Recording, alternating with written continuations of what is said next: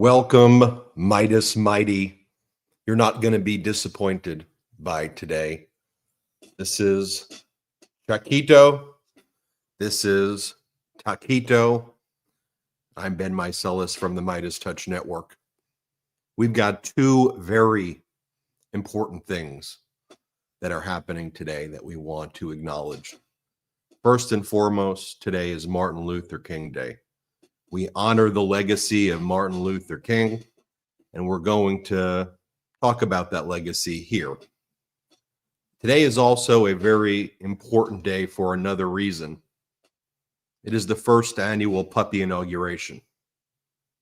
That's right, the first annual Puppy Inauguration. So today we're going to show video footage of puppies. Don't worry, cat lovers. We're going to be showing kittens too. It is a Puppy and Kitten Inauguration. You could decide, is the president a puppy? Is the president a kitten? The vice president a puppy? Or is the vice president a kitten? I've got two doggies right here. As I said, Taquito, the Maltese. Chaquito, a toy poodle.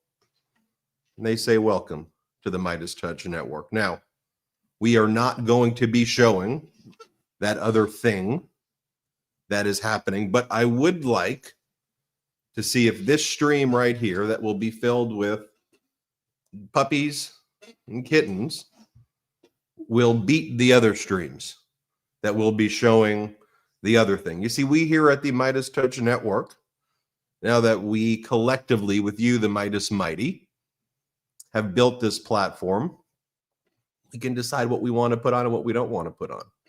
And what we don't want to put on are lies. We don't want to platform the hate. We want to put on puppies and kittens. And it's Martin Luther King Day, so I want to talk about Martin Luther King as well. That's what we want to do. That's what we're going to do. And let's try to build this audience. So tell your friends, family members. I mean, look, even if you don't want to keep watching the puppies and the kittens, and who wouldn't? I mean, I want to watch puppies and kittens all day. But even if that's something that you don't want to do and you're like, all right, man, enough puppies and kittens today. I just want to get somewhere. Okay. Oh, good. But just keep the stream going. Tell friends, family members, coworkers. Let's send a message today that this stream right here, filled with puppies and kittens, will beat the other streams that are showing the other thing. Maybe we'll do it. Maybe we'll not. It's an audacious goal. Well, I think we can do it. Puppy lovers, cat lovers. There are some people who have suggested goats. Goats. Can you put some videos of goats dressed up in outfits?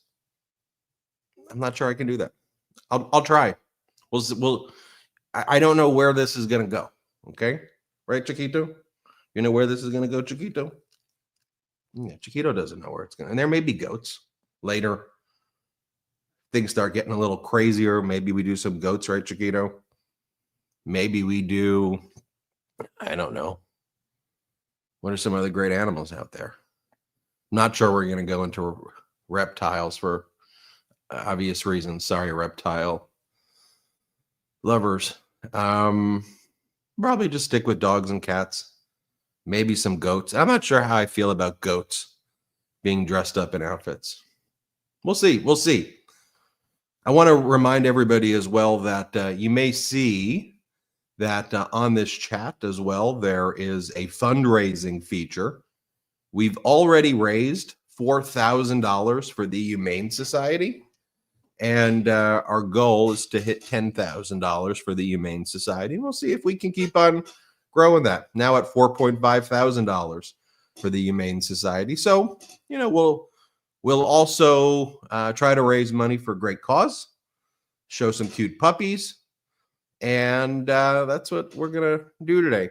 Now, for that other thing, for that other thing that's happening. Look, later in the day, we'll report on what happened like we always do, but I'm not going to show the videos.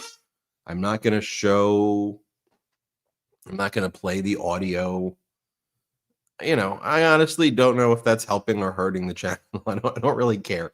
I don't want to show videos of the guy anymore, at least anytime soon, or play his audio. That's what he wants us to do, right? I call him a WMD, a weapon of mass distraction.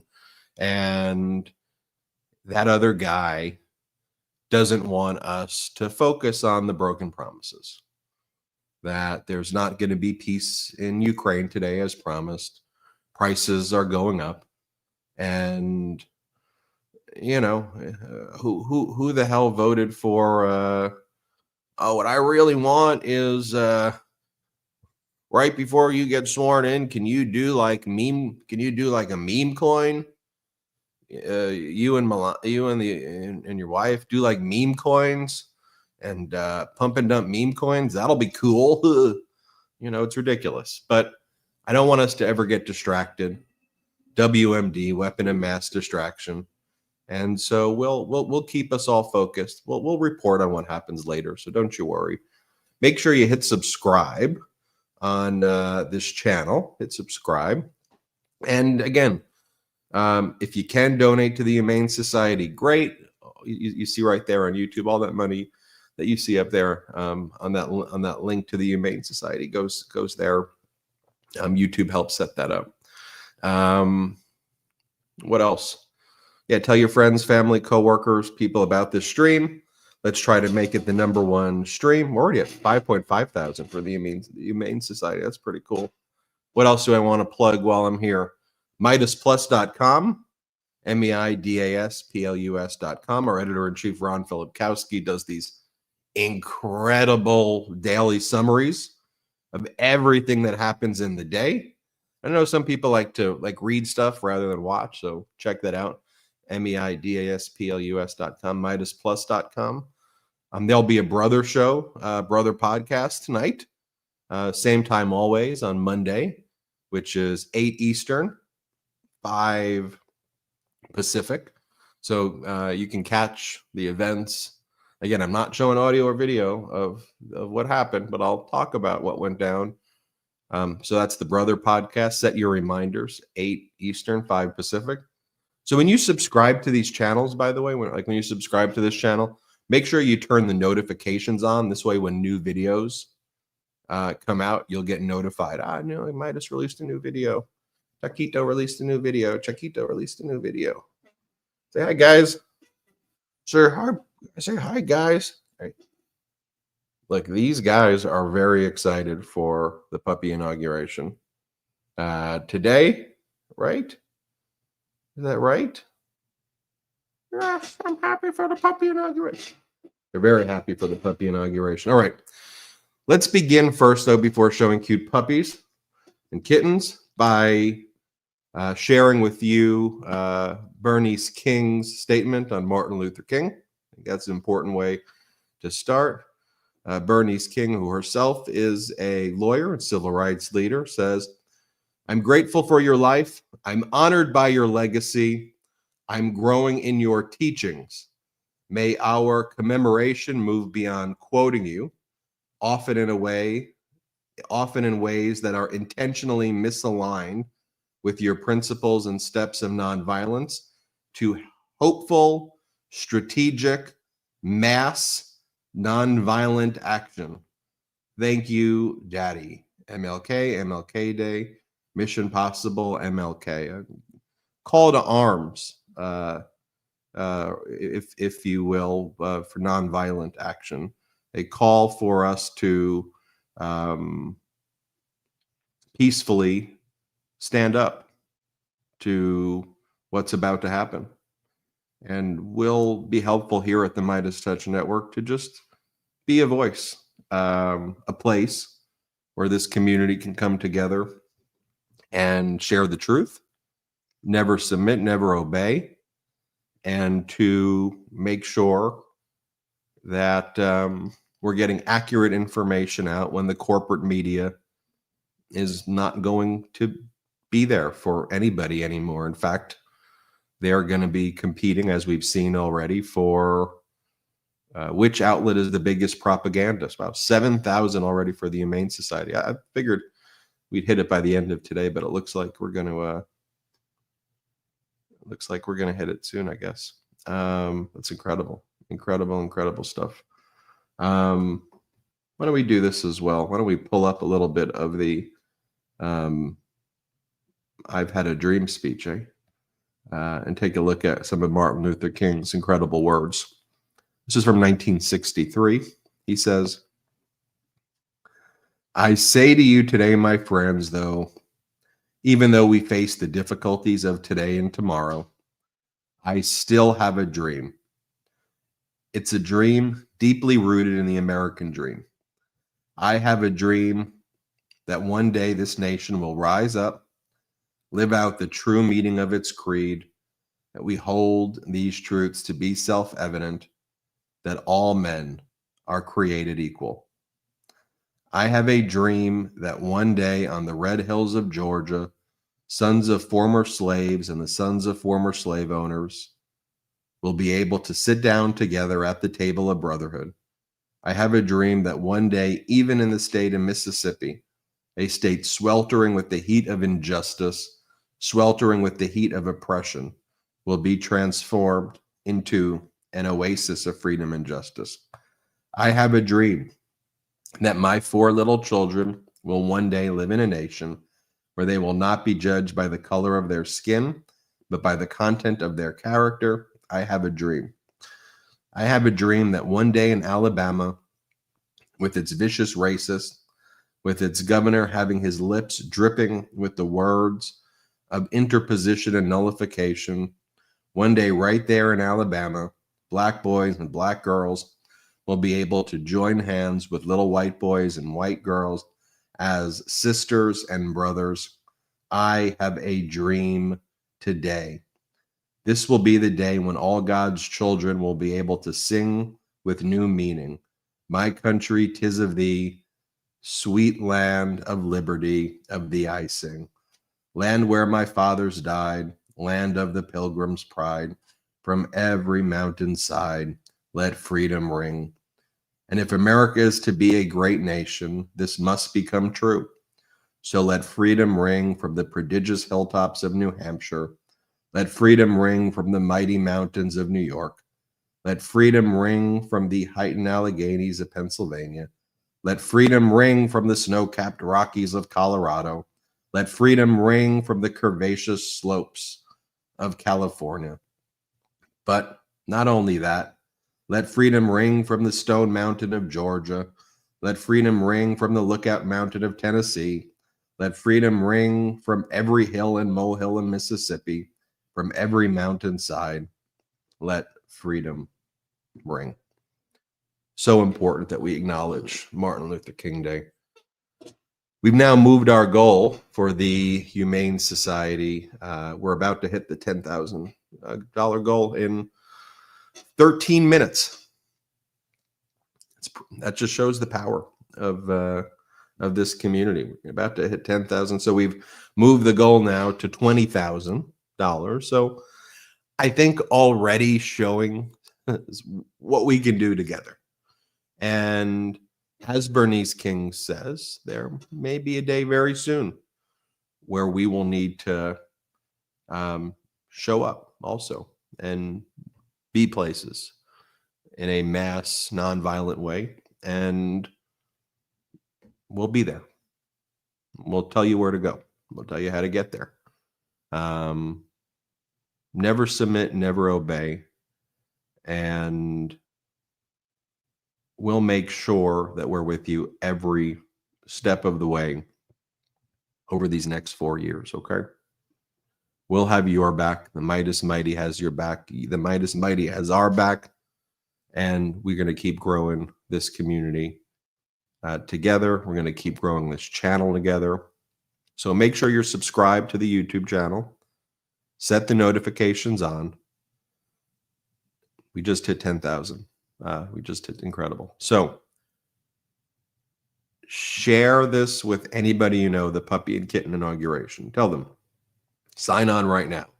Tell them just put your phone on right now and let's get views. let's take the views away from the other thing. Let's get the views here. Let's raise money for a good cause today. And it's okay, Taco. It's okay. It's okay. It's okay, bud.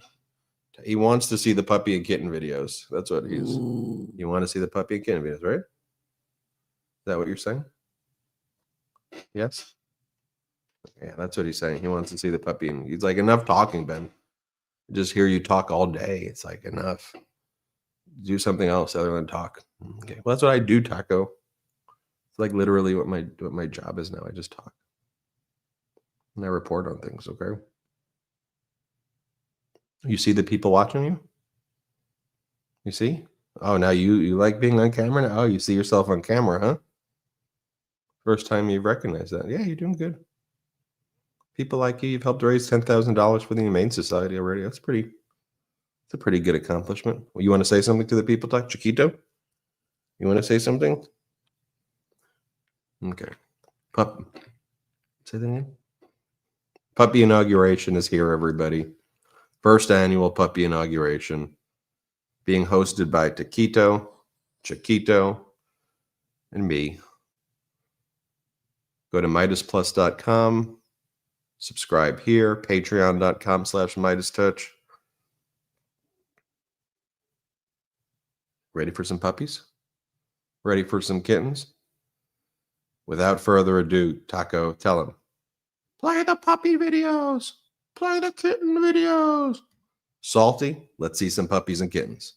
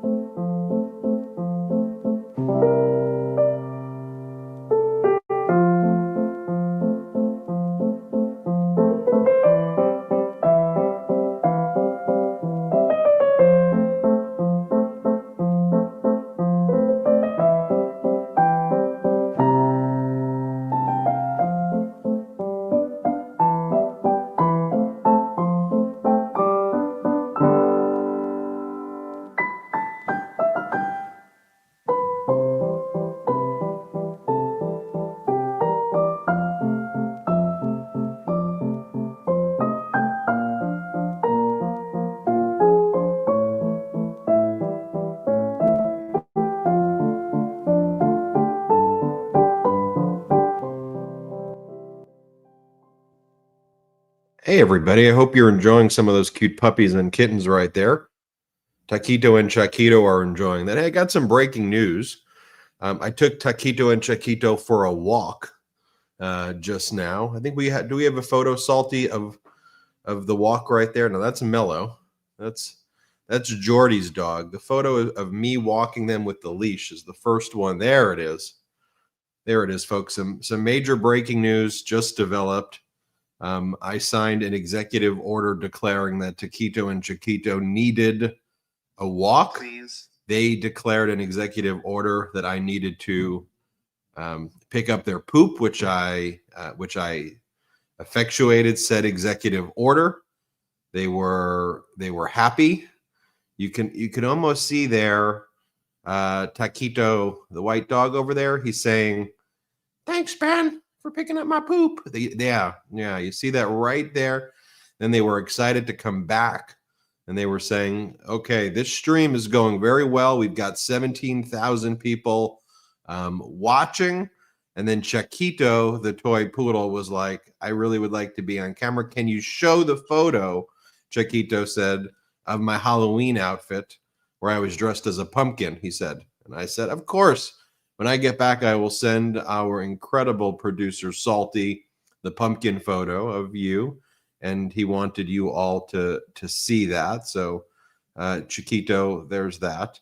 I got some good news there. Yeah, that's me pretending that I've got bustles and holding the dogs right there with my shirt like that.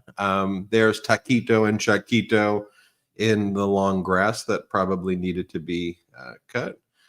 Okay, now this one right here was a wild error for Taquito. He got a little bit crazy during this time, and every dog has their phase right here. Every dog has their phase, and this was kind of Taco's wild, rebellious phase.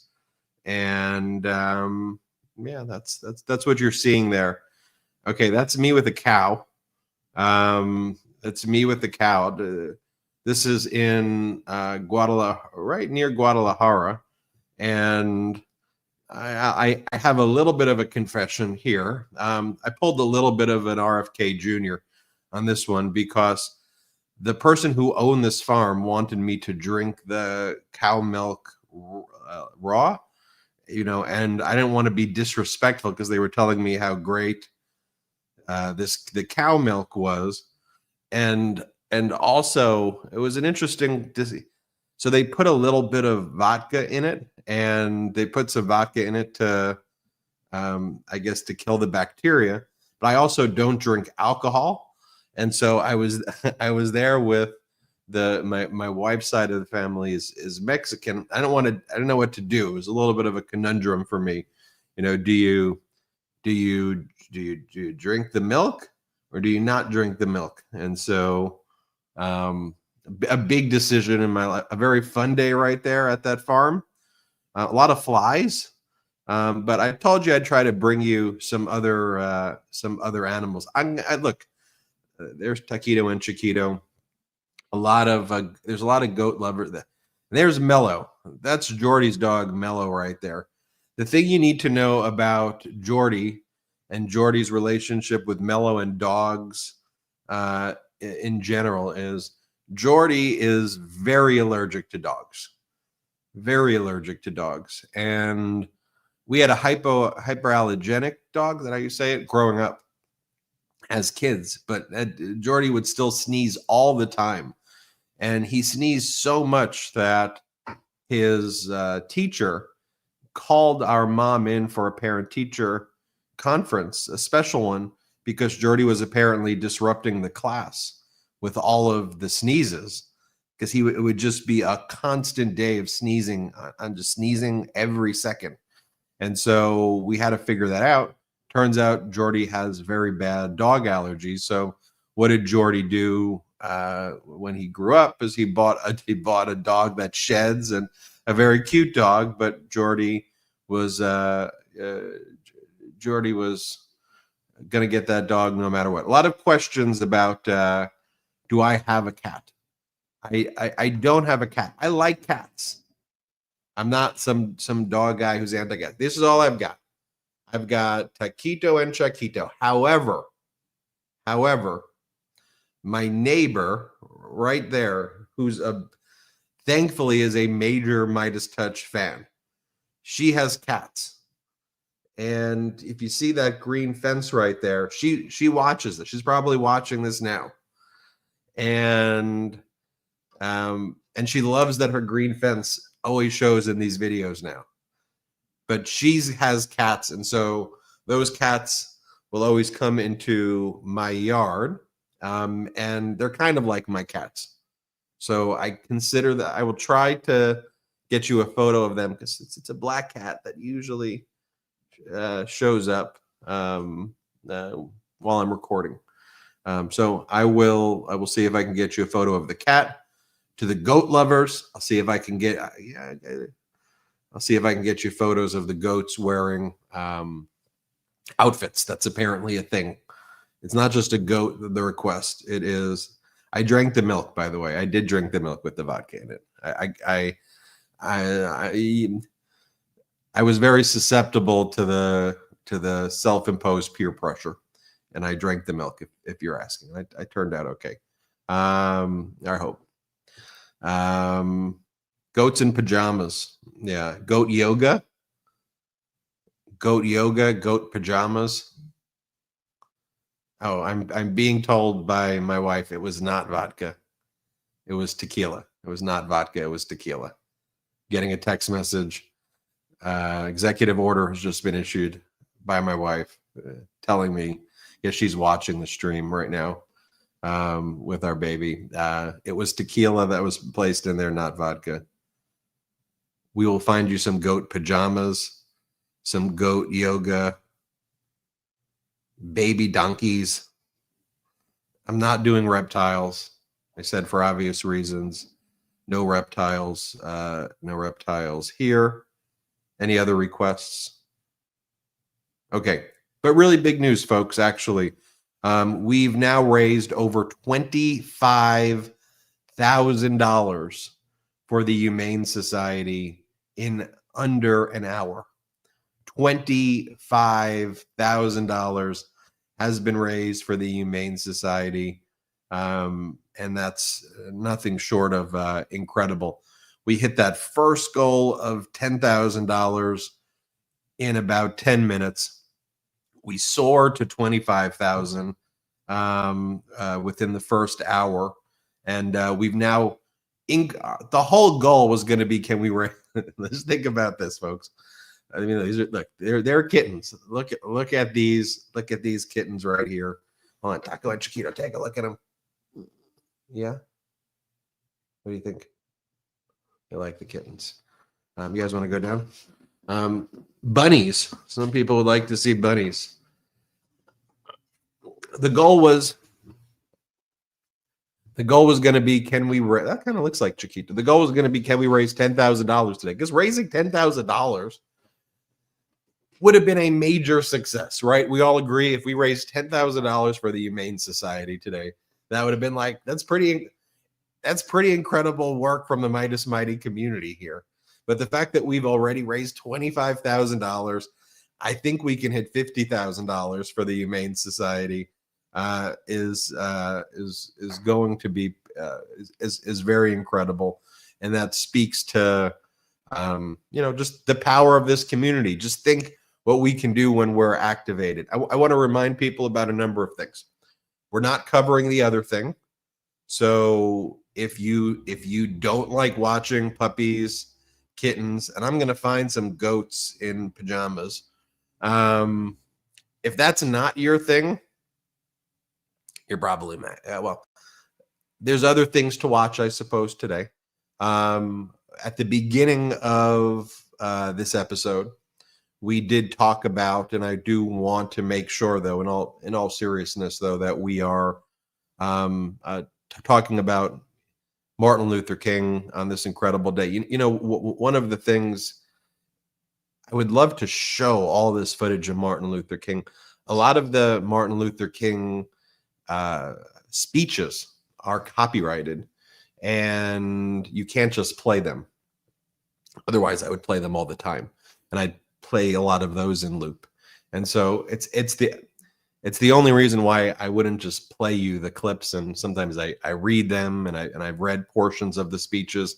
It's just it's a copyright issue, that the speech is copyrighted the same way the lyrics of a song are. You know, the way you couldn't play on YouTube other people's songs, and you'd get a copyright strike. So that's the only reason why we're not, you know, I wouldn't play more of that. But at the outset, we did share the words of MLK's daughter, Bernice King. And she had a very important message on Martin Luther King Day. And for those now joining, let me just share what she said. Bernice King goes, "I'm grateful for your life. I'm honored by your legacy. I'm growing in your teachings. May our commemoration move beyond quoting you, often in ways that are intentionally misaligned with your principles and steps of nonviolence, to hopeful, strategic, mass, nonviolent action. Thank you, Daddy." Hopeful, strategic, mass, nonviolent action. You know, and for those who don't know my background, I had the honor and privilege of working very closely with Colin Kaepernick, and partnered with Colin Kaepernick on mostly all of his initiatives. We created what we call the autopsy initiative together, where if anybody's loses a family member who's killed by a police officer or a governmental actor, we give free autopsies. A second autopsy usually costs around $7,000 to $10,000 to get a second autopsy, and many families who lose loved ones, they can't afford a second autopsy, and so they often don't know what happened. And when Colin and I started this autopsy initiative, we started about 2.5, 3 years ago, and I was Colin's lawyer back in 2017 in his case against the NFL, when Donald Trump was making all of those statements about him in 2017. That's the last time I'll say that guy's name on here. I apologize for that. But I was Colin's lead lawyer there, and then Colin and I built a lot of things together. And one of the things I'm most proud of is that autopsy initiative, because when I was a civil rights lawyer, by the time a lot of families came to me on these cases involving excessive force or wrongful death of a family member, there was only one autopsy report, and the sheriff is often the coroner, the sheriff coroner.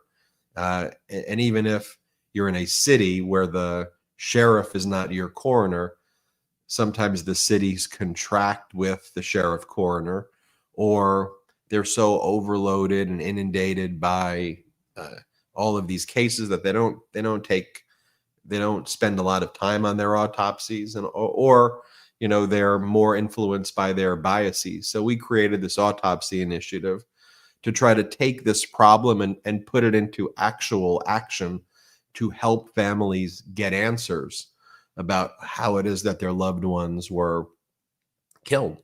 Even if it's not the answer that the family wanted to hear, it gave closure and answers to the family, and we did it for free. And so I think we just hit our 100th plus autopsy that we did in the program, and we've been giving a lot of families answers to these difficult questions. So I mean, why am I even bringing that up now? It's because, you know, I'm inspired by the words of Bernice King. To the part there is strategic. What can I have done using the skill set that I had as a civil rights lawyer to be strategic and to come up with something that could be helpful? Another strategic thing we did is, you know, with the skill sets that me and my brothers had, to, you know, try to build this network. And then we linked up with all of you, the Midas Mighty, to help us grow this network. And by the way, this network doesn't grow without you. So hold your head up high today, because this network is your network. Okay. You built this thing, and it's one of the biggest networks in the country, if not the world right now, because of you. And it's going to be a powerful force in the years to come, where we don't obey, we don't submit, we're going to stand up. And while others have kissed the ring, you've helped build this thing into a force that's going to be every single day holding that guy accountable every single day, which is like his worst nightmare right now, because he thought he had all the media in check. And I'm not scared if he we'll be good. Okay. We're going to be good because we're in this together. All right. I am confident of that. And look at what we've been able to accomplish just in the past hour alone. In the past hour alone, folks, we have 19,000 people watching Puppies and Kittens right now. I'm not a puppy or a kitten. They're the puppy and the kitten, just in case you're confused. The puppy. Those are the puppies. I'm not a puppy. But for those like, you're not a puppy. Yeah, I'm talking about that. So we had 19,000 people watching that. We've raised right now, since I've been talking, we've raised about $30,000 for the Humane Society. $30,000 for the Humane Society right there. Pretty incredible stuff. $30,000. I think we're about to hit 30,000 in a minute right now. Then we're on to our goal for $50,000 for the Humane Society. And look, the editorial decisions are very important about how what are you going to show? What are you not going to show? Right? I don't know if it is impacting us positively or negatively from a perspective of viewers or money or anything like that, that I don't show the Trump audio anymore. Like, I don't know. So, like, sometimes I wonder, I go, did I say his name again? Shit.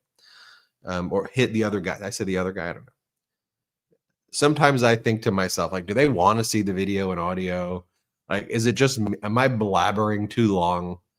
And, is it enough that I'm describing what's happening without showing you the clips?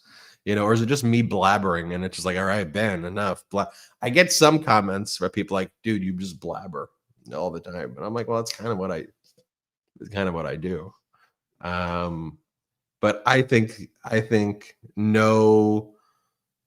not showing his videos, not showing his audio, not showing the things today, and showing puppies is the right decision. I think it's important, as we're going to do here, like we'll show goats. I think that's important. I think it's important that I don't show reptiles. I think that's important. These are the type of editorial decisions that we have to that we have to make here. Oh man. Good stuff. All right. So let's take a look right now where we're at. Have we passed we just passed $30,000 for the Humane Society. Very incredible, everybody. $30,000. We've been streaming for an hour. We have 20,000 people watching this. Now, to the 20,000 people who are watching this live, I'm going to ask you to do something right now. And it doesn't involve puppies. And it actually does involve puppies and kittens. I take that back. It totally involves puppies and kittens and goats. I need you to tell right now a few people who you know about this stream and send it to them and say, you got to check out this puppy inauguration and kitten inauguration and goat inauguration. You got to check it out. Just turn it on, stream it, and let's make the point that we're not watching that other thing, that we're watching this thing of puppies and kittens and potentially goats in pajamas. And I want this stream to grow throughout the day, to reach 30,000, 40,000 people watching this stream, collectively watching puppies, kittens, and goats in pajamas. I'm gonna find some of these goats, and I'm gonna find some photos of goats in pajamas to see what this craze is all about. Do people? Anybody here in the chat have goats as pets? Is that a? I'm finding some very cute goats in pajamas, so don't worry. It's gonna. You will see it on your screen shortly, and maybe we'll just try to find some additional videos of goats in pajamas that we could stream to. These are very cute. I'm not gonna lie. I see why you're into this. Send this to Salty right here.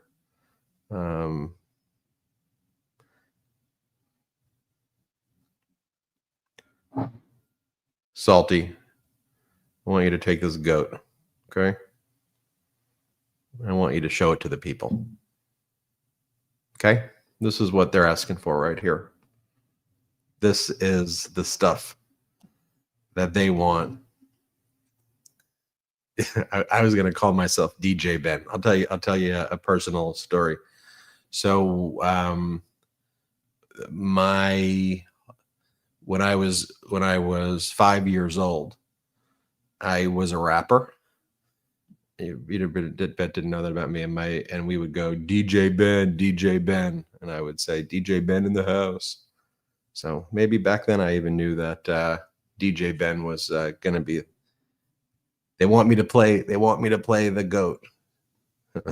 Do we have the photo of the goat, Salty, in pajamas?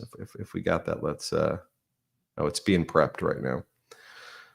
So, folks, I mean, look, that's a kitten. That's a kitten that you're seeing right there, likely drinking milk in a little tiny bottle. All right, I declare that an executive order. Okay, done. Kitten, enjoy your milk. Be cute. Live a cute life. That was good milk, huh? Let's go full screen. Can we go full screen there, Salty? Let's just leave that there for a second. Let's let people take this image in. Let them see it for themselves. Let them experience this together. I'm gonna not speak for a few seconds. I'm gonna let you enjoy this baby goat wearing strawberry pajamas. So I'm just gonna be silent. Enjoy this, okay?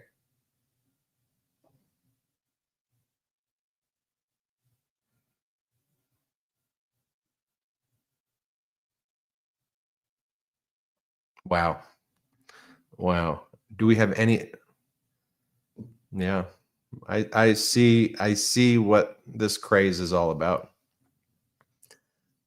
The goat seems to enjoy it too. The goat knows it's looking fancy. It's matching obviously with the green pillow. Baby dancing goats, people are saying. Baby dancing goats. Goats in coats. Okay. You all want me to issue an executive goat order? Okay, I'll do it here. Salty, side by side. I'm going to issue an executive goat order right now.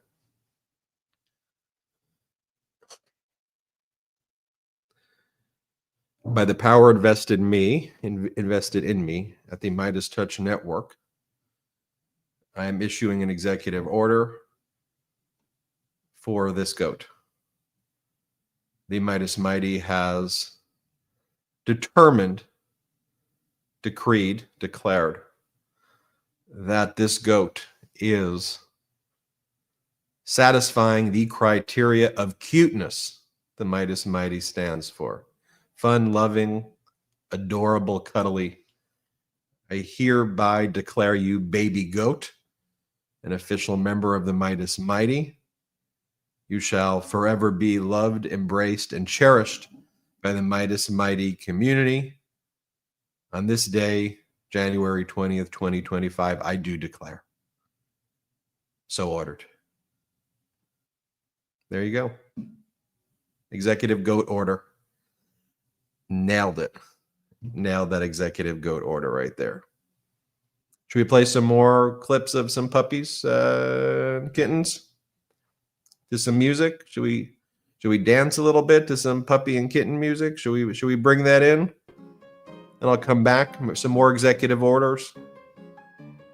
Some more breaking news about goats and stuff.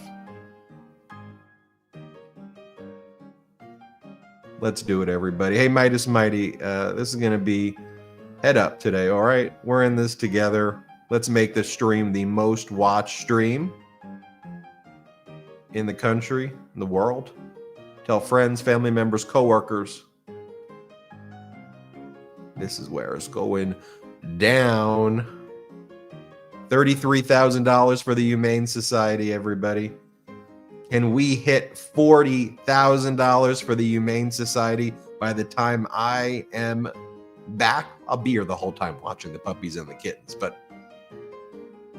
I just feel like you're like, all right, Ben, you're enough. Just show us.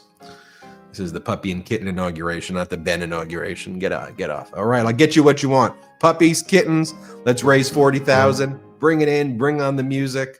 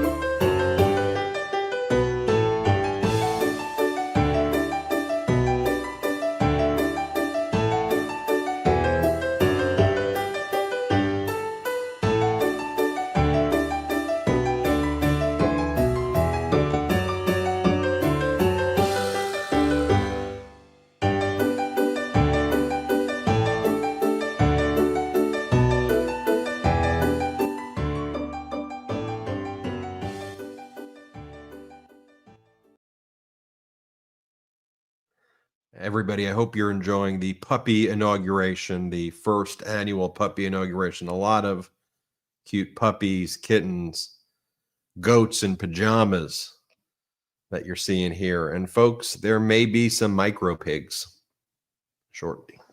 Maybe some micro pigs. So maybe some hamsters.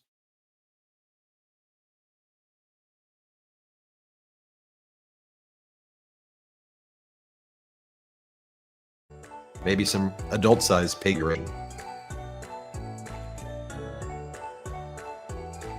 Never know what's going to happen. Maybe the Wi-Fi goes out. Maybe the puppy's just too cute for the Wi-Fi. Maybe that happens.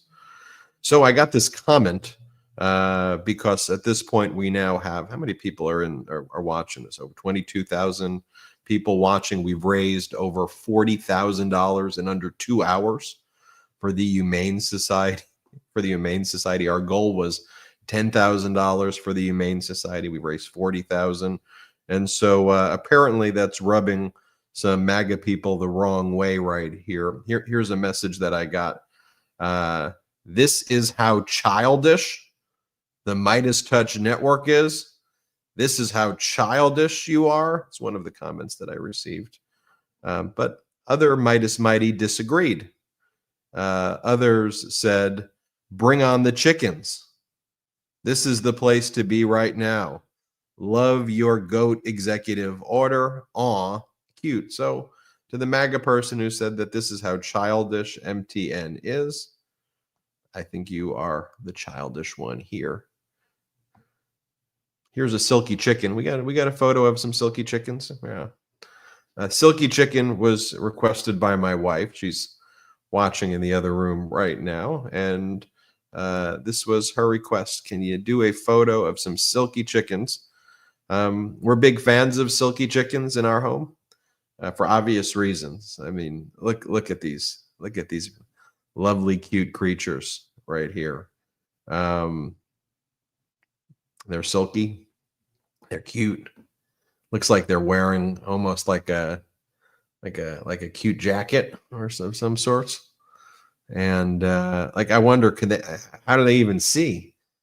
They've got a really cool haircut. It looks like they got cool haircuts almost. Is that the natural look? Do they get haircuts? I don't think this is just their natural look of being a silky chicken. So there you have it. We're now setting a new goal of $75,000 to raise for the Humane Society after raising 40,000. We want to hit 50,000, then we'll go right to 75,000. My wife is asking if she there's a lot of breaking news going on here, folks. So let me give you some breaking news. My wife just texted me, "Did I miss it?" referring to the silky chickens. And so this is all happening in real time, folks. So like this is an experience. I'm going to go text my wife back and tell her, "No, you did not miss it. I'm live right now. No, you did not miss it. Live right now in front of a stadium, in front of 22,000 people who could fill it, in front of 22,000 people, texting you and talking about silky chickens." There you have it. That's all happening right now. And she goes, "I know." She just texted me, "I know," in response to that. So there are the silky chickens right there, as requested by my wife. Everybody can see the silky chickens. That's what's going on right now. What else do we got for you? Should we do a top 15 list of animals dressed cool? Here is a delivery dog. Here is mooing Maleficent. Here is witchy ferret. Here is King of the Pride. Here is Minion the mini horse. Here is Purring Pumpkin. Calling Officer Bones. Officer Bones, are you there? Here is Rocker Kid. Rocker Kid.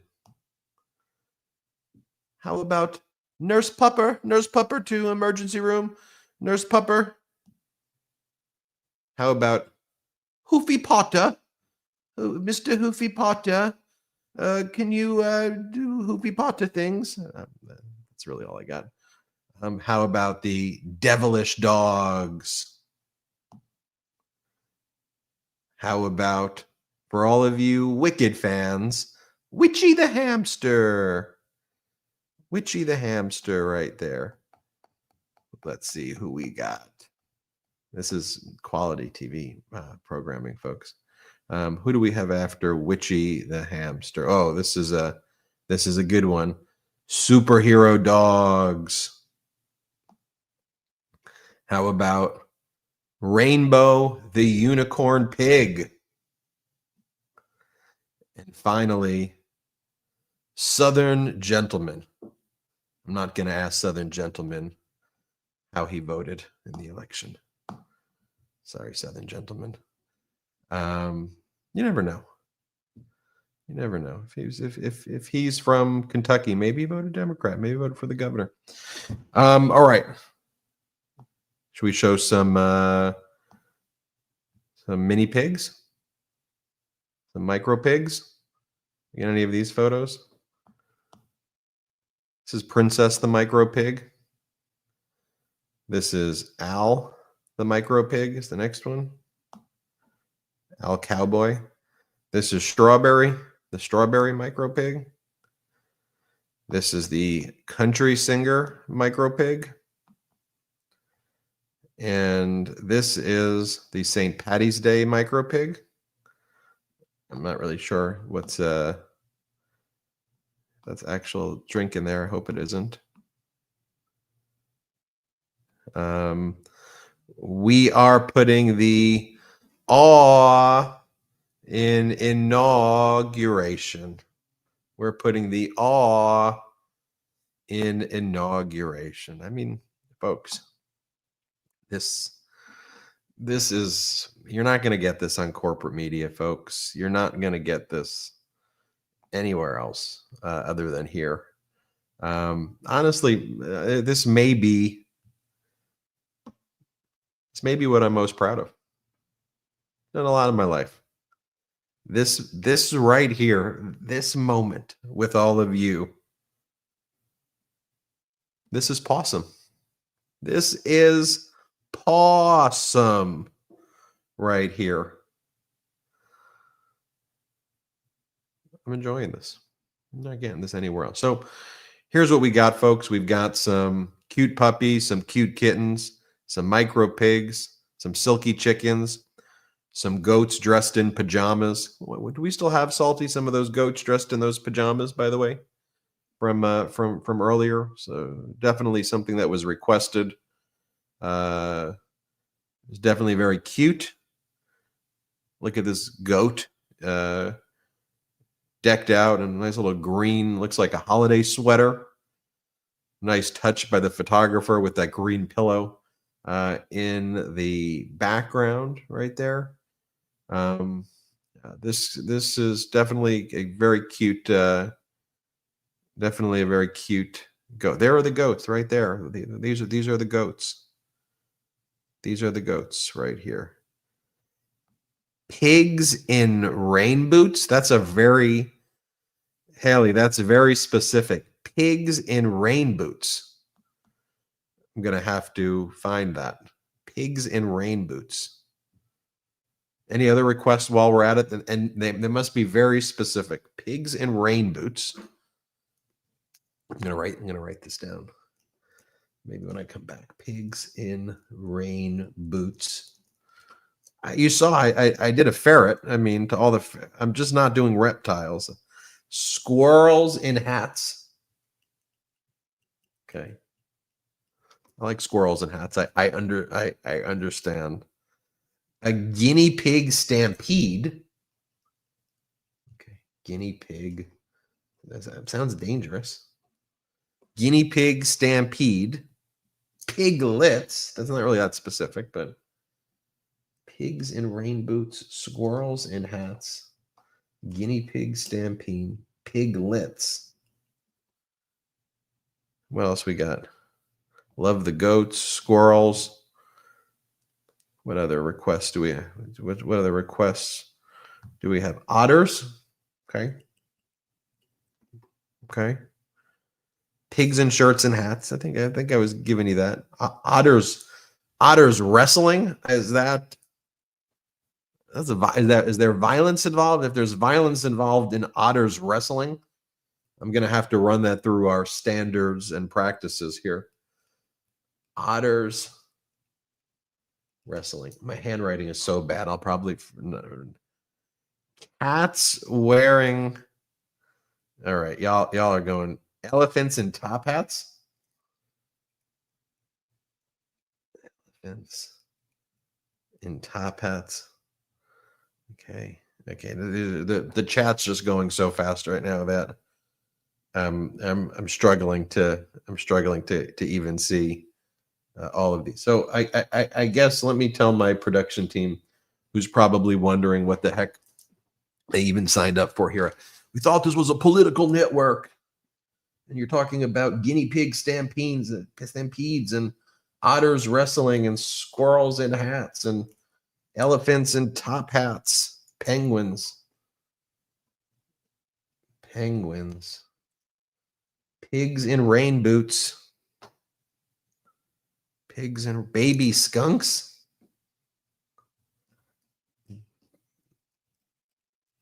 You know,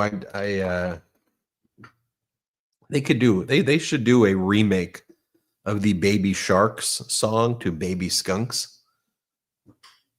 I think it has baby skunk do baby skunk do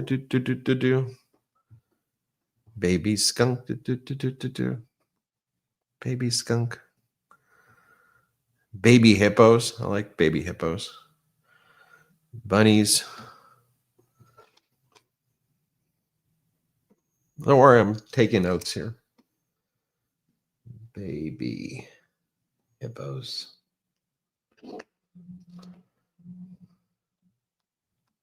What else we got?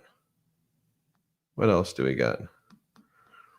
I like people who are like, I finally subscribed to this channel because of the puppies. that's what won you over. That's what won you over. Fantastic. Who don't love baby bunnies? So do me a favor, make sure you subscribe to this channel. I don't know, should this be a recurring thing that we do? I mean, seriously, should I do this every Monday?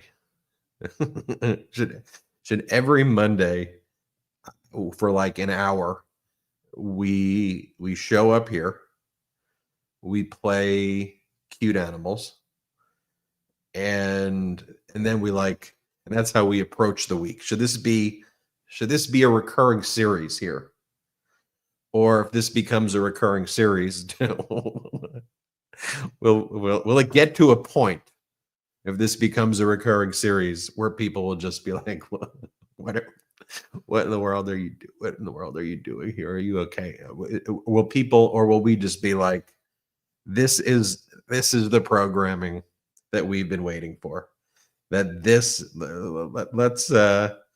I mean, overwhelmingly, if you simply judge that the comments are telling me that we want to do this as a recurring theme, although one person did say no. It's perfect for today. No, only special occasions like this one. Baby elephants. All right, I got a lot of work cut out for me. Kittens and umbrellas. I get that one. Kittens, umbrellas. All right, we'll figure out if this will be incredibly recurring or frequent or not right there. We'll discuss. We'll discuss. So we've raised right now for the Humane Society Emergency Fund. We've raised $46,000 already. Our goal was 10,000, and we've raised $46,000 already. That's really incredible, and that's a very cute kitten drinking a bottle of milk right there that we see. Yeah, that's that kitten. You gotta find. You're done. You're done with the bottle of milk, kitten. I want to. I want to remind everybody as well that you should subscribe right now. Make sure you're subscribed to our network. Just hit the subscribe. It's free to. It's free to subscribe to our YouTube channel. And we have a great team here that puts in a lot of hard work to do more than just puppy videos. So show them some love. Hit subscribe if you can. A lot of people don't know this too, but even if you are subscribed, turn your notifications on for the channel. So when new videos are released, you get an alert that a new video has hit. And then you can be like, let me watch that video, or don't watch that video. But turn your notifications on. Some other just reminders about the network that I think make this network pretty cool and different from a lot of other networks out there. We don't have outside investors. That's pretty cool. No shareholders. I think that's pretty cool. We're 100% people powered. So, that means if we want to play puppies, we just play puppies because because no one's telling us not to play puppies. And we listen to our stakeholders, not shareholders. Our stakeholders are you, this community, the Midas Mighty. And so, we listen to you. We make sure that we're responding to what this community, wants, and we hear you. I think that's the most important thing about our programming is that when I speak about building the network, to me I know I talk a lot and I blabber a lot, but you have to listen to your audience, and you have to listen, and you have to understand what people are experiencing and what people are going through. And honestly, that's why it was a pretty obvious decision to say, you know what, we're going to play puppies and kittens today, when people would be like, dude, what in the world are you talking about? Because I know that I this is helpful to me, and I know this is helpful to you. And and listening to your audience, listening to the people who have built this network, which is you, the Midas Mighty. I think that's the most important thing. So if you're wondering, like, okay, well then, if you don't have investors like all these other people who start networks, like, well, how do you do it? Like, so what's the what? And you're also now making decisions like not to stream certain events, when isn't that what you should do if you want to like get views and make revenue? No, I mean, that's not how we do it. We have patreon.com/Midas Touch, where me and my brothers, so on Patreon, we do like monthly meetings, or every other week we do Zoom meetings. So people ask us questions, and it's a fun way to help support grow this network. So that's one of the ways that we are able to fund the network and grow, which is patreon.com/Midas Touch. The other way is MidasPlus.com, which our editor-in-chief, Ron Filipkowski, leads that. He does these incredible daily breakdowns. If you've the Filipkowski, he spends all day writing everything that's happened in the day in ways that are not like, trying to be like over intellectualized. It's just like, here's what happened. And it's the greatest daily bulletin that I think is out there. So that's MidasPlus.com. Make sure you spell Midas. Some people spell it incorrectly, but spell it right. MEIDAS. MeiDAS. So it's MidasPlus.com, Patreon.com/MidasTouch. And then if you ever watch the shows that we do, like the Brother Show or Legal AF, you'll see those pro-democracy sponsors. So that's the other way that we grow.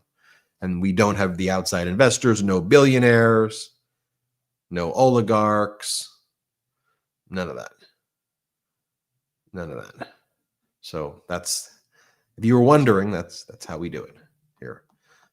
So we are about to hit, though, $50,000 that we have raised for the Humane Society Emergency Relief Fund.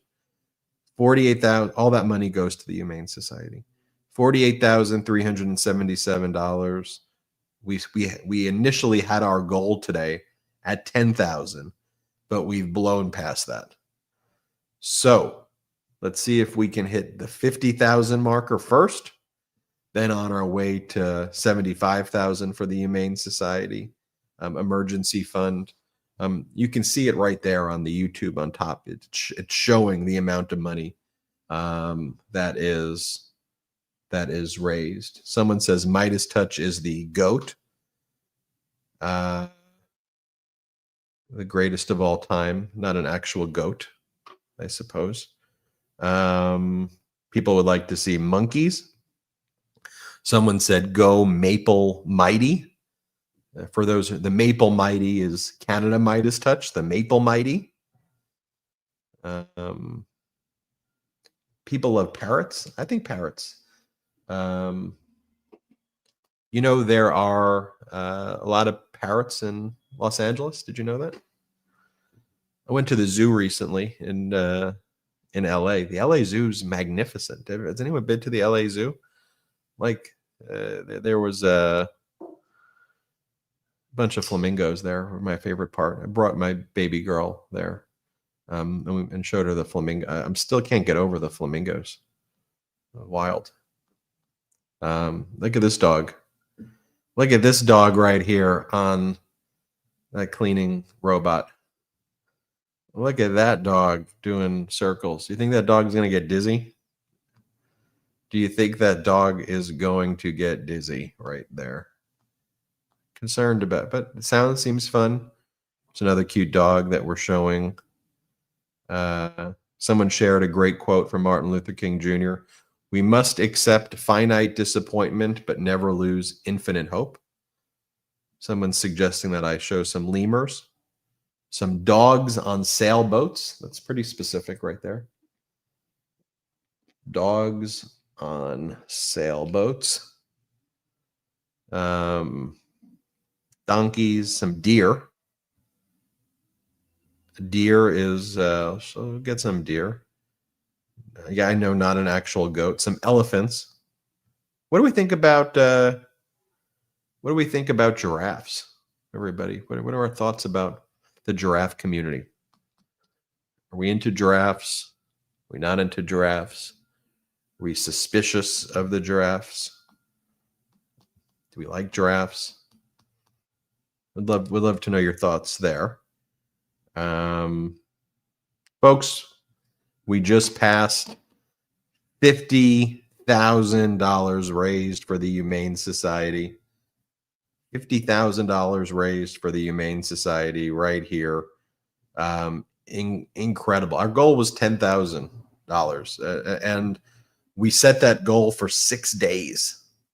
We've already raised $50,000 for the Humane Society. People love giraffes. Loves giraffes. Giraffes are cool. Giraffes are really cool. That's good. Into giraffes. Some people are into giraffes. Love giraffes. Love giraffes. Love all animals. Love giraffes. Baby giraffes. Love the eyelashes of baby giraffes. I'm a giraffe person here. Koala bears. I love giraffes. So a lot of look. It looks like we like the giraffes here. I wouldn't expect us not to like giraffes. I mean, cute. Baby giraffes are very cute. Baby otters. What else we got?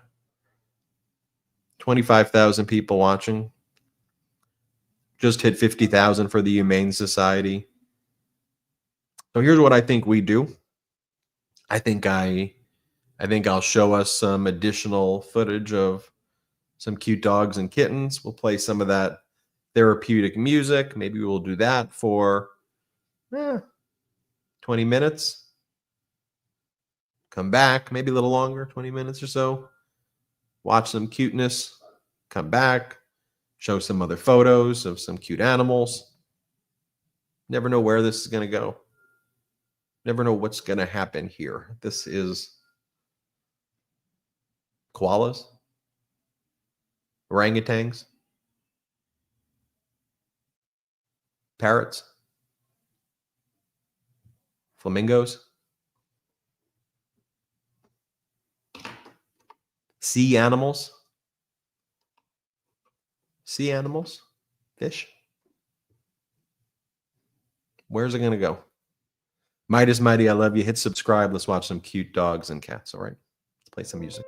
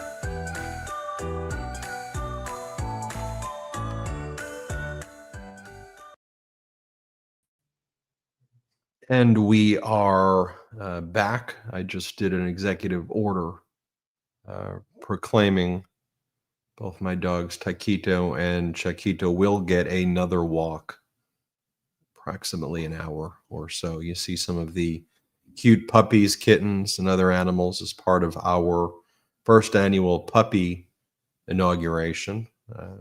See right there some of the cute puppies. Before I showed that montage of some of the cute puppies and kittens, we had a number of requests, people asking, can you find certain images?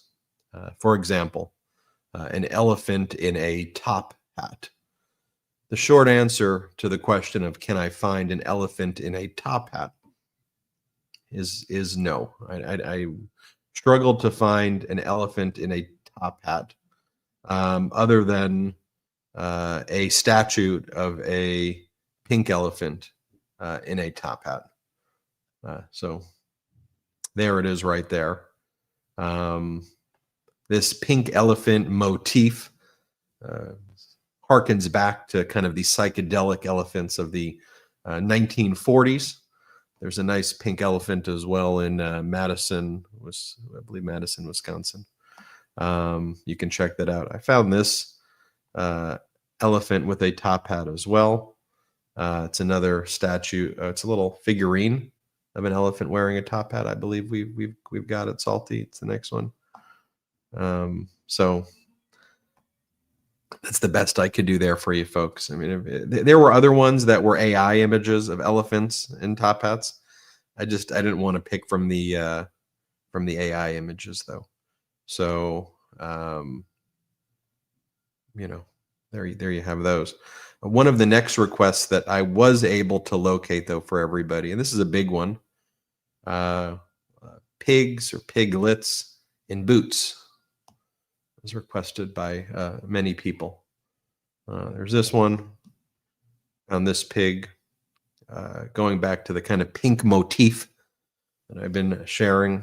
This next one is a pig in some boots. This next pig I'm going to share with you doesn't like to get his feet dirty in the mud. And so these boots are not merely aesthetic. This just happens to be a pig who does not like the mud. This next pig, though, I think is doing it for the aesthetics of it, with these nice, cute red boots right here with that piglet right there. So taking requests.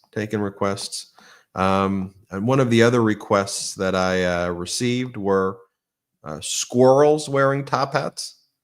I was able to locate. Now, I don't know if this is photoshopped or not. I'm not sure if this squirrel goes around wearing that top hat or if this is Photoshop. I'd like to believe that this squirrel does go around wearing this top hat. And I like to believe he's kind of like the Santa Claus of squirrels, and that he goes and finds his little acorns, especially on holidays. And he wears his little squirrel top hat and he goes around and he gives the acorns as gifts to some of the other squirrels and other animals that are there. That's how I envision this happening. And I mean, look, I'm not sure if that is or isn't the same squirrel. I'm not sure if that's kind of a before and after photo, if you will, right here of the squirrels. But yeah, here's a squirrel that seems to be in the wild wearing a top hat, just frolicking, and that's how the squirrels are. Just squirrels are wearing hats these days, apparently. Some major developments there to report. They just wear Dr. Seuss hats, these squirrels. Now, some other requests. A guinea pig stampede. You got it.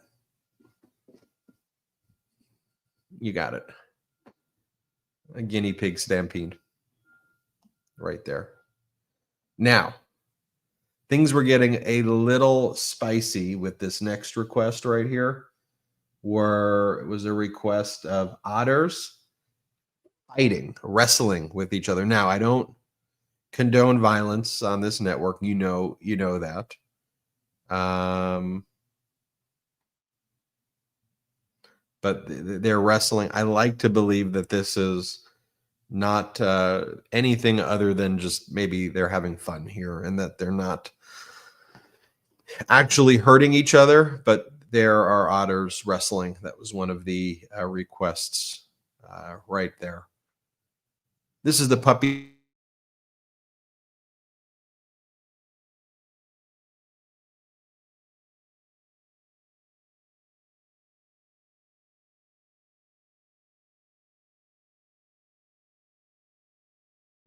inauguration, folks. Camera, there I am. There I'm back. Sometimes one of the things that's happening, folks, and you have to bear with me, is my Wi-Fi can only handle a certain level of cuteness. I don't know if you've had this issue with your Wi-Fi's at home. Like my Wi-Fi, if you overload my spectrum with cuteness, occasionally you'll have situations like that in the live stream. That's part of uh, being a very serious newscaster online who reports from his living room and does puppy inaugurations, that you have to know from time to time. And this is what I tell my producers and my team in staff meetings. And we prepare, we do drills. We do drills waiting for these moments where it's like, guys, I want you to be very careful. Sometimes my Spectrum Wi-Fi, it will get overloaded. If we start showing squirrels wearing Dr. Seuss hats, or if we start showing goats in pajamas, that can take it over the threshold of cuteness that Spectrum can tolerate. And then we'll have to adjust. Be ready with the cute music. Be ready with some kitten photos. Be ready with whatever. And they're ready. They were made for this moment. Puppy inauguration, kitten inauguration. Salty, I'm not sure we still have those photos of me walking my dogs earlier in the day, but it was quite a delightful walk outside. Both Taquito, there they are. There's Taquito, there's Chiquito. Both made poops during the walk, which is usually a good sign that it's going to be a good day. You see, they're looking at me right now, grateful, thankful. That's the second photo right there. That's when they wanted to go back home, and they were saying, enough of this walk. We want to watch the puppy inauguration. Can you bring us back? And so I did. So there's that. Chiquito asked if I could show everybody a photo of himself in his Halloween outfit when he was dressed like a pumpkin. And I think we got that photo from the Halloween. Yeah. So that's me with the gun show out. But yeah, that right there is Chiquito in his pumpkin outfit. And he really wanted everybody to see that photo, one of his favorite photos. And he's like, Ben, you can't do a puppy inauguration without showing me in my pumpkin outfit. So you have it right there. There's Taquito and Chiquito side by side. Best friends right there. Okay, for those who are just joining, this is Taquito had a wild face. Okay, this is, this was an interesting time in Taquito's life right here. He painted his hair blue. I didn't do that. One day he just kind of came back home. That's how he did his hair right there. And he painted his ears kind of blue. And he knew that you could tell by his smile that he was up to something right there. And it was an interesting 6 months with him. It was a phase, some Maltese phase. And he looks back at these photos and finds them funny. That's me with a cow. It's me with a cow in Mexico.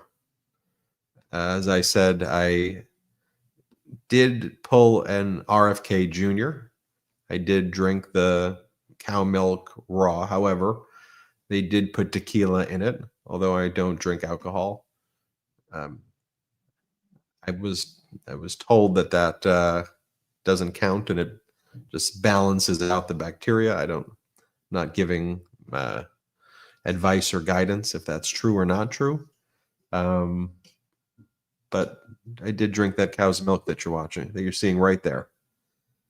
Milked it, drank the milk right in that location that you're seeing right there.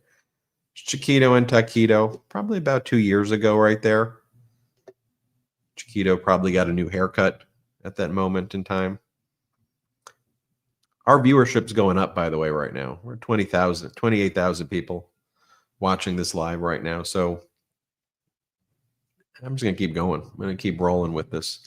That right there is Mellow. That is Jordy's dog right there. We haven't really showed Brett's dog at all. I'm not sure if Brett's feeling left out by this.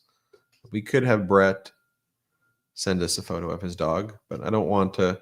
Brett, you know Brett though, right, guys? I mean, Brett may be viewing this as a little bit of a privacy thing. Maybe, I'm not sure. We'll see if Brett shares the photo of his dog.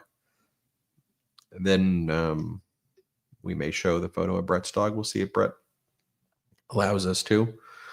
What other photos do we got, Salty, on our goats in pajamas? Big fan favorite. Lots of people were saying, make sure you have goats in pajamas. Now, I guess here's the question as I'm looking at this photo. Here's the question that I got for everybody. Do you think the other goats feel left out? Because do you think the other goats are okay with one of their fellow goatees wearing wearing this strawberry pajamas? Do you think after the pajamas ostensibly come off at some point, right? This goatee is not just living in these pajamas. So do you think the other goats then go to that goat? Like, oh, that was a cool experience? Or do you think the other goats are like, nah, like you offended this goat community. You tried to show us up. And we don't like goats that do that. And go away, goat. Because that would be sad. If that was the outcome of this interaction, that would be very, very sad. I have something interesting that I can share.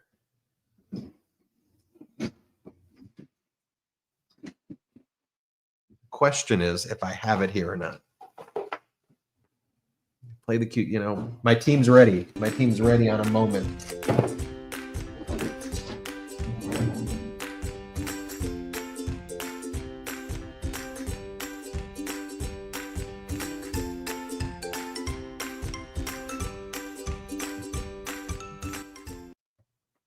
Yeah, I'm back. What I was looking for, and I'll send it.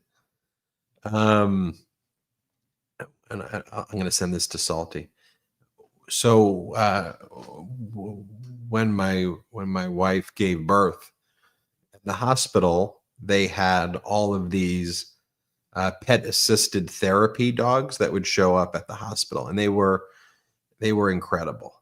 And because I'm so competitive, I turn everything into a competition, and it shouldn't just be a competition. They sent the first dog in, and the first dog's name was Mojo.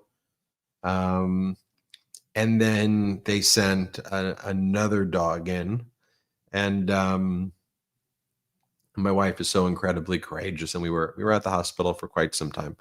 Um, uh, and so though we had a lot of dogs. So we were 2 or 3 dogs. So then I figured out um, how these pet assisted therapy dogs would come by, and I wanted to make sure. So every time a pet assisted therapy dog would come by, you'd get a card of the dog. And so the first card I got was Mojo, and we'll see if we can get that one up of this photo of Mojo. And then there was the other ones up, and I want to find the cards. And so during the next break, I'll try to find the cards for you. But I collected all. I was able to get all 25 of the pet. It was like catching Pokemon cards for me, and I had to catch them all. And so I figured out how we got all of the pet assisted therapy dog cards, starting with Mojo. And so, Salty, I sent you Mojo. And then also, do we want to show Tabitha's? Um, uh, do we want to show Tabitha's post as well, Salty? Where one of the things that we're learning right now is that there's Mojo, by the way. I'm going to find you all of these other cards in a little bit. I'm going to find you these cards shortly, and I'll show some more photos of my dogs as well. Do we have Tabitha's post, Salty? Yeah. So one of the things that we're seeing here is that the dogs are watching the dogs right now. Okay, that's big. This YouTube is across species right now. So, I mean, how many of the 28,000 people who are watching this live right now are dogs? Dogs have figured out how to use YouTube. Dogs are on their own watching the stream. Dogs are making big moves right here, folks. Making big moves right here. Live. This is live. By the way, we've now raised $59,000 for the Humane Society's Emergency Relief Fund. $59,000. Our goal is to raise now $75,000. Our original goal was to raise $10,000 over 6 days. We blew past that in the first hour. And so we've now raised $59,000 for the Humane Society. Now, one of the things that I've asked is if we should do this more frequently, if we should do more puppy Mondays.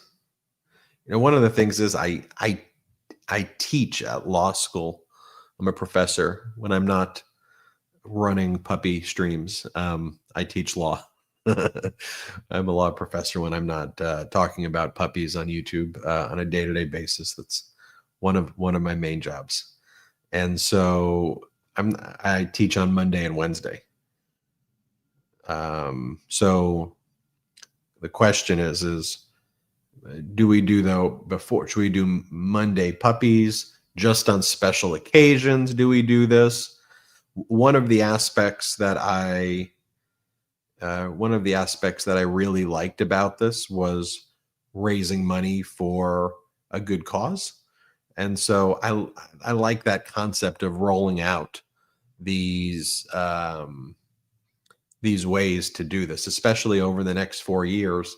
Imagine if we come on like a Monday, do a stream, and then we say, here's the organization today that we're going to focus on, right? And then boom, we empower them, help them, and then reach out to different kind of deserving and worthy groups. Could be a fun concept for us to do. Someone's saying that their cat is ignoring this. It's a big loss for your cat. That I don't know what to tell your cat. Um, the dogs seem to be liking this. Okay, and I think that there are some cats who are enjoying this. A lot of people are saying maybe do this for special occasions, State of the Union. Some people are apparently upset that I've not showing enough horses. Oh, I'll get us some horses. Some people are suggesting once a month.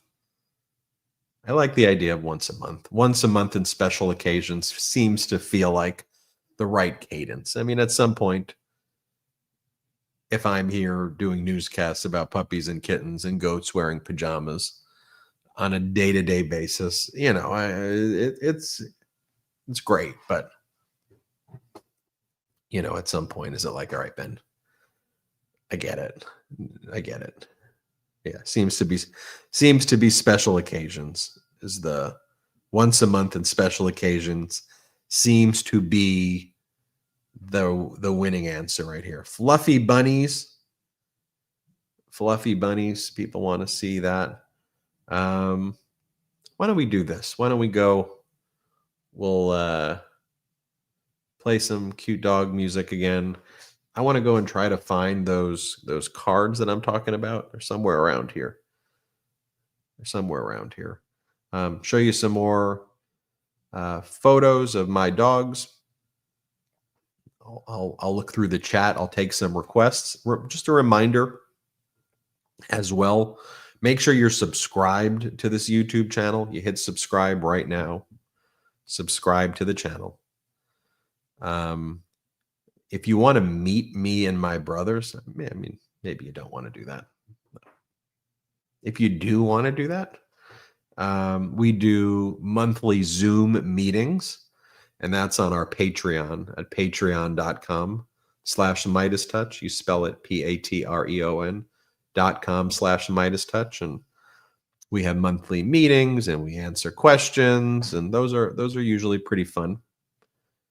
And another way to support the network too is you go check out MidasPlus.com, MidasPlus.com, MidasPlus.com, or you just go on Substack and you search Midas Touch Midas.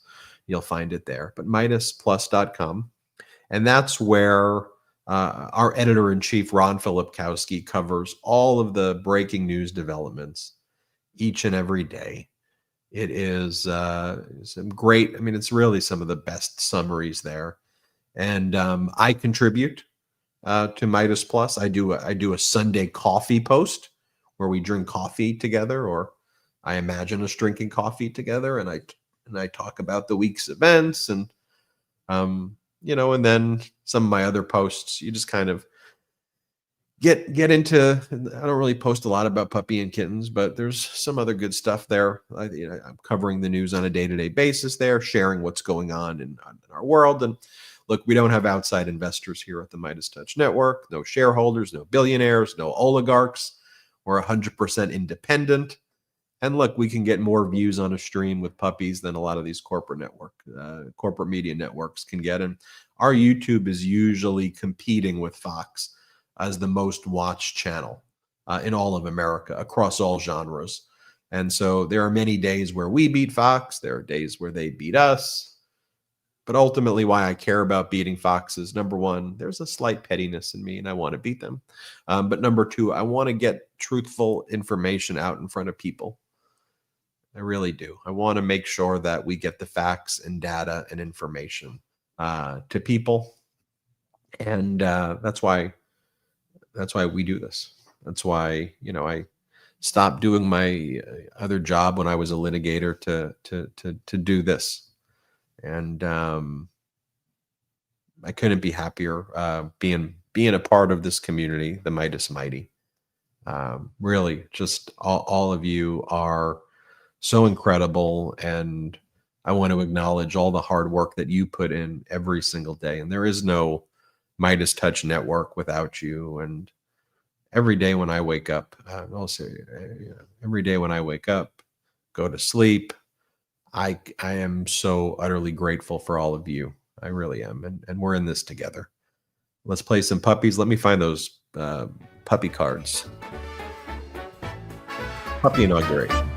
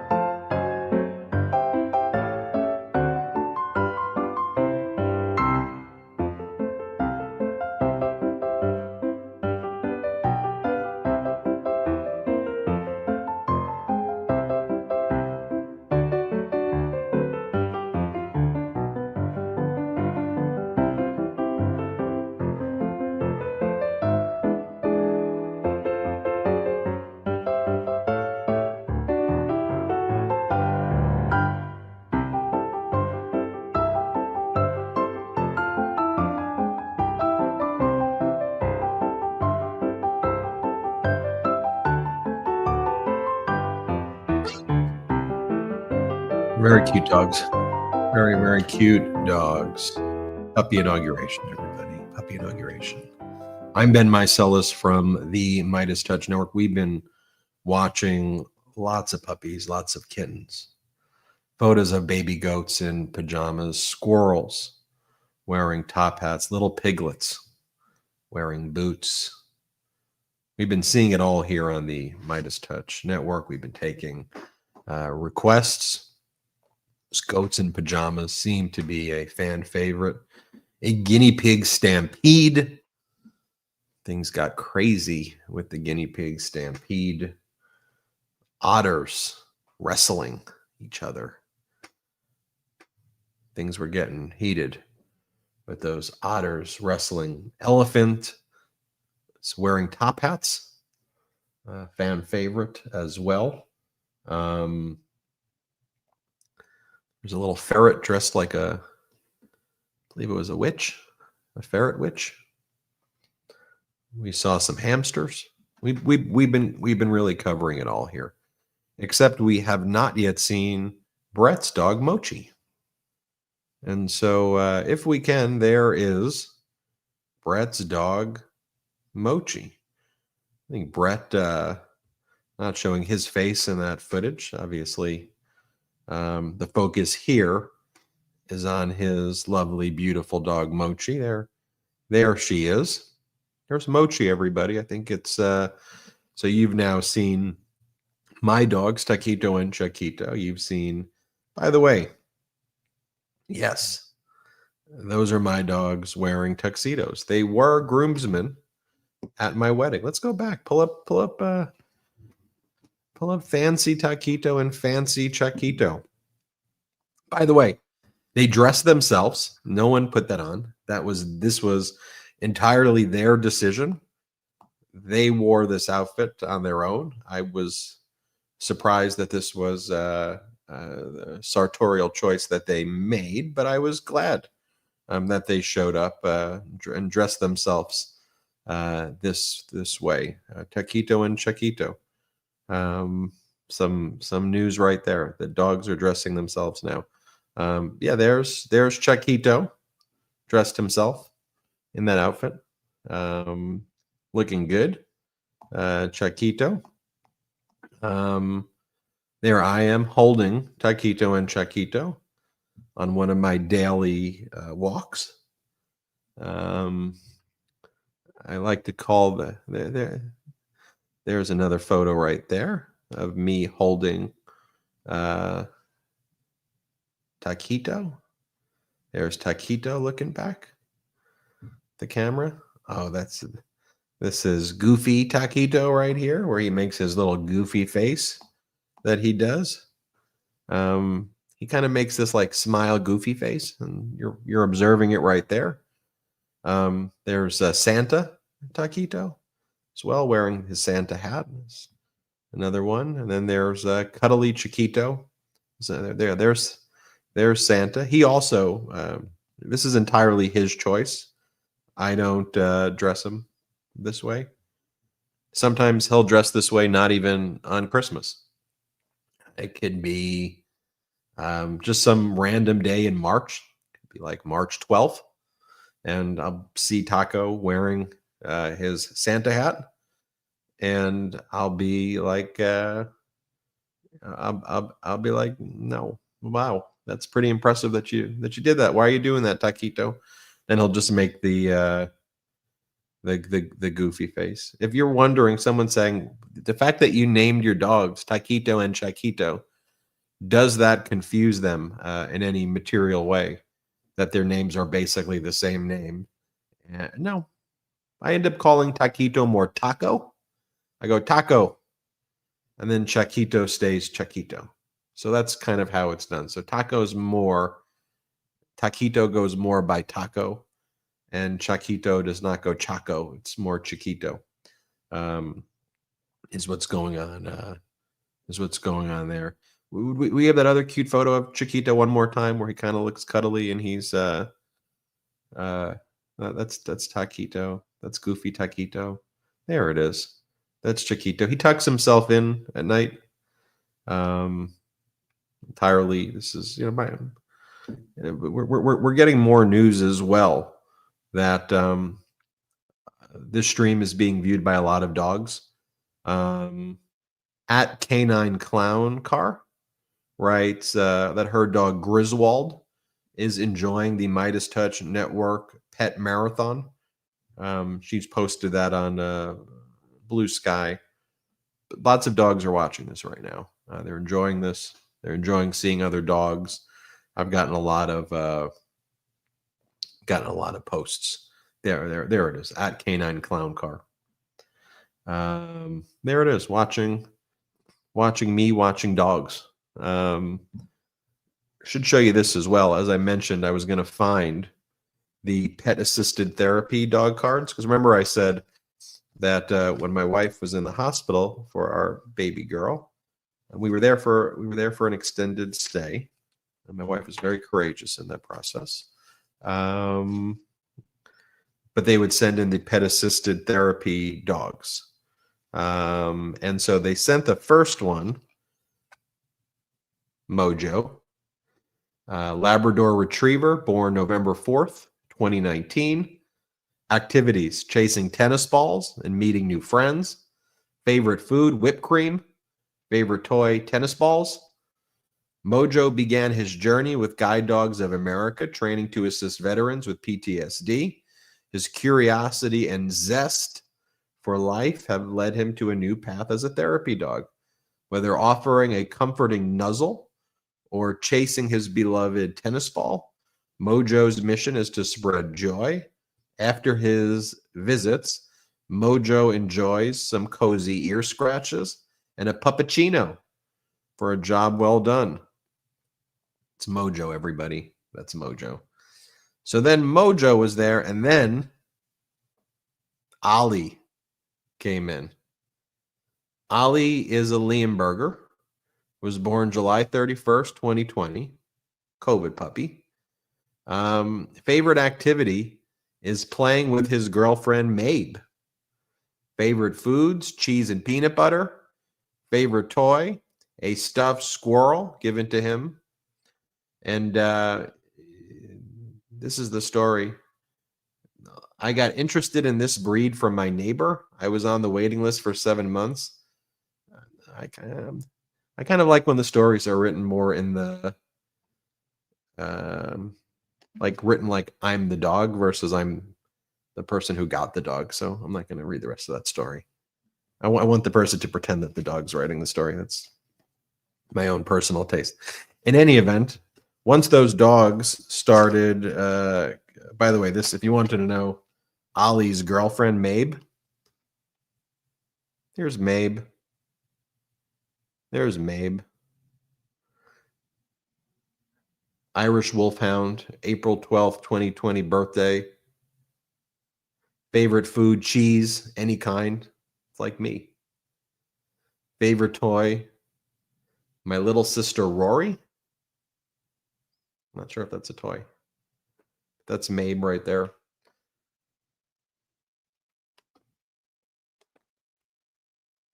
So any event, the point is, I then got every one of the cards. And so I'm not going to read you all of them, but this is Woody. This is Maisie. This is Mocha. This is Roomy. This is Beacon.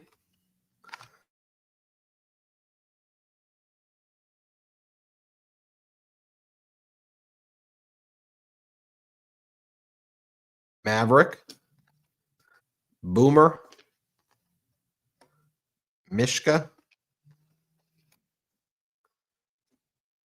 Gracie.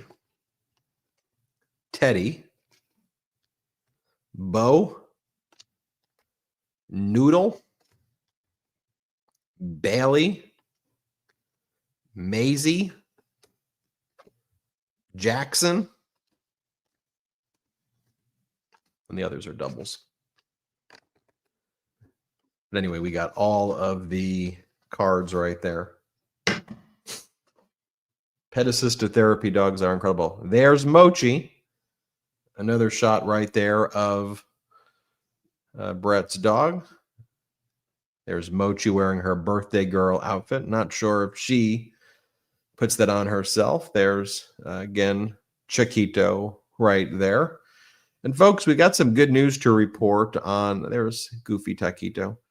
We've got some good news to report on what we've been able to raise thus far. We've been able to, our initial goal was to raise $10,000 for the Humane Society, just $10,000, which I thought would have been significant. We set the goal at a 6-day period, $10,000. Well, we blew past that. Okay. We quickly got to 10,000. And right now we've raised, folks, since we've started this stream less than 3 hours ago, we've raised $64,000 in under 3 hours. Now, just think about the power of that and the power of this community to the emergency fund right there. So I'm glad we can do it for a good cause. I'm happy we can do it for a good cause. Born in the USA says, "Aw, can I be a dog now?" It's a great question. The short answer is sure. Sure. You can be a dog now. You absolutely can. Become a dog. We're almost at that 75,000 goal. And then I think that what I liked about this fundraising goal is I think we can do this once a month or more frequently. And then I'd love to hear from all of you too. If there are organizations or things that you would like us to do this more frequently too. You know, one area that's obviously near and dear to my heart is the fires here in Los Angeles. So, you know, maybe we do another one of these where we focus on, raising money for some funds, and I'll look into some nonprofits around that as well. So we can all kind of help out. I saw someone saying, please do a Western North Carolina fund. Let's look into all of these. And so when we do these on a monthly basis, we can all kind of come together as a community, whether I'm playing puppy videos, kitten videos, maybe I'll do baby goats. Maybe I'll just do baby goat event. And then we can raise money for other things as like the next one. Do a fundraiser for charities. People are saying ACLU. People are saying they donated to the Pasadena Humane Society. I mean, I'm a big fan of Pasadena Humane Society. People are saying raise money for women's health care. People saying I agree with the North Carolina idea. Yes, North Carolina has been forgotten. I think that we definitely regroup after this and find other causes. You know, the way this works is it works with and through YouTube, and so the nonprofit is, YouTube works with us, gives us a list of nonprofits, and so we'll look through that and make that happen. Let's answer some questions from you, non-political. So if you have questions for me right now that are not political, why don't you ask them in the chat, and I'll answer those questions as we see if we can hit that $75,000 goal before closing out. So I'm looking right now. Kitties want equal time. They will. There's kitty. There's definitely kitties in this video. I saw a lot of cats in this video. People are asking me about my first puppy. The first puppy's name was Shaq, like Shaquille O'Neal, SHAQ, and Shaq.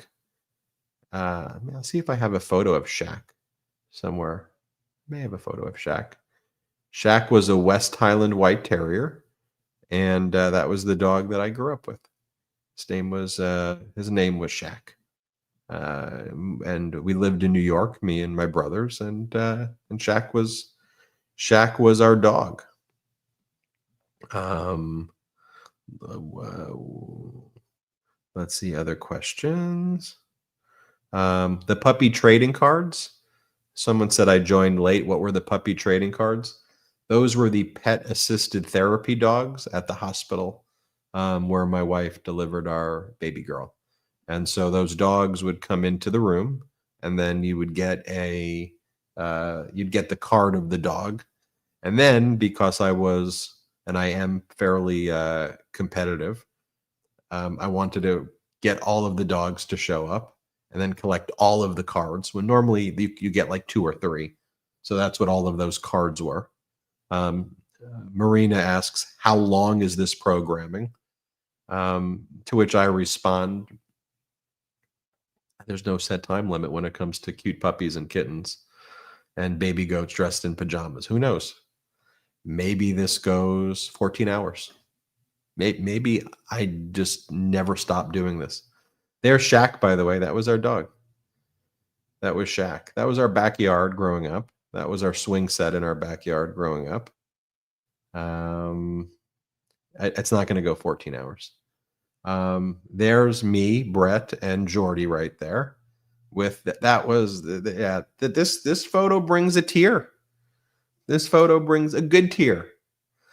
There's Jordy sitting on top of the kid. That's when we first got Shaq. And so the story about how we got Shaq is here. You could show the photo. It's all right. I'm not going to cry on air. The photo of how we got Shaq. And if I do cry on air, it'll be okay. I had to score 3 goals. My dad was joking. He said, if you can score 3 goals in your travel soccer game, I promise I'll get you a dog. And so I was probably, I don't know, 9 or 10 years old there. And we were in a pretty competitive soccer league. And so like scoring 3 goals was basically an impossibility to score. Scoring 1 goal was very hard. I mean, there weren't 3 goals in a game. But then I scored 3 goals in that game. And then we went out and we picked up, and my dad kept his word, and we went and got Shaq. And we got Shaq that night after the game. So that is how we got Shaq. Someone asked me if I prefer Mickey Mouse or Donald Duck. I'm going to go with Mickey Mouse. I don't dislike Donald Duck, but I'm definitely going to go with Mickey Mouse. Someone goes, holy Giga Chad. Okay, that's great. How are the new babies doing? Directed at all the Midas Touch crew, including you in the chat. Good. My baby girl is adorable. Jordy's baby's great. Ben, what's your favorite band or genre of music? I go through lots of phases of music. I'm like a phase guy when it comes to music. So there will be times where I get into like soft jazz. And then there'll be moments where then I get into like out of nowhere, I'll get into like punk rock. And then I'll like all of a sudden start listening to like kind of like screaming music. And I'll just like, for whatever reason, it'll just click. And then I'll get into like hip hop. And so it all just depends. Right now, the album I listen to over and over again is by a rapper named Tyler, the Creator. And the album's called Chromacopia. And so that's my jam right now, that I listen to that album a ton. I really like it. But I go into different phases of music.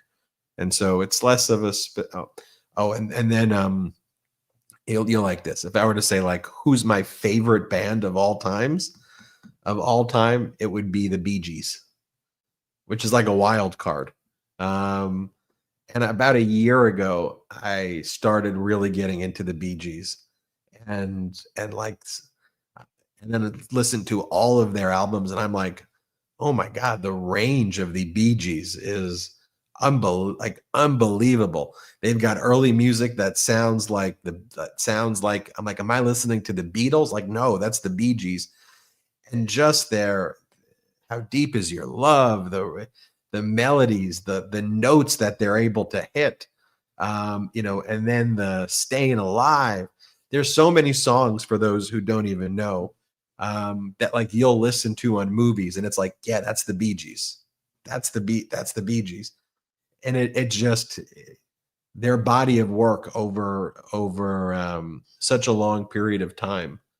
I reached out to the Bee Gees. I wanted to whenever I get really into something, I like try to take it to the next level if you haven't already figured this out. So I reached out to the Bee Gees because I really wanted to help the Bee Gees on their social media just because I love their music so much. And I that was before the New Year's, and then all this crazy stuff happened, and it's not like I have all this time in my hands to be helping the Bee Gees on their social media, but it's a funny story that I did reach out to I couldn't just like their music. I'm like, I got to get this music in front of more people right now. So, um, anyway, let's see some more questions. Favorite food? My favorite food is it's a real problem. Mozzarella cheese and mozzarella sticks. And I just specifically mozzarella sticks that are like the Fridays mozzarella sticks. If you've ever been to TGI Fridays, like those specific mozzarella sticks are just a game changer for me. And I wish it was something healthier than that, but basically fried mozzarella is is what it is. Someone says, "Can you tell us a little bit more about your legal career? Where did it start? What case made the biggest impression on you?" I went to George Washington undergrad. I went to Georgetown Law School, and then I became a civil rights litigator. And I got my, I guess I started really building my career in Bakersfield, California.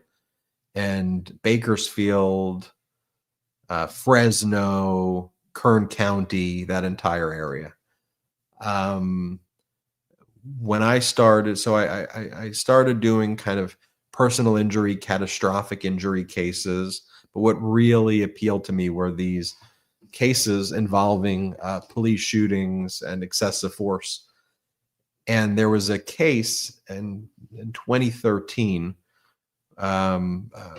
where an individual was shot and killed at a motel hotel in Bakersfield, California.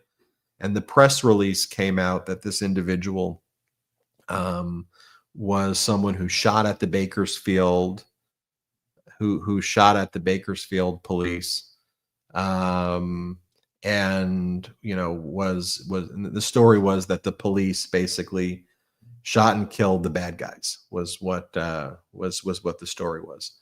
And it turns out that as one of the people who was shot and killed, their family member reached out to me and said, "Hey, there's no way that my son would ever shoot at the police. Like I refuse to believe that there's just no way that that could possibly happen." And the person who reached out to me was named Jorge Ramirez Sr. His son was Jorge Ramirez Jr. And I still speak with his family all the time, to this day.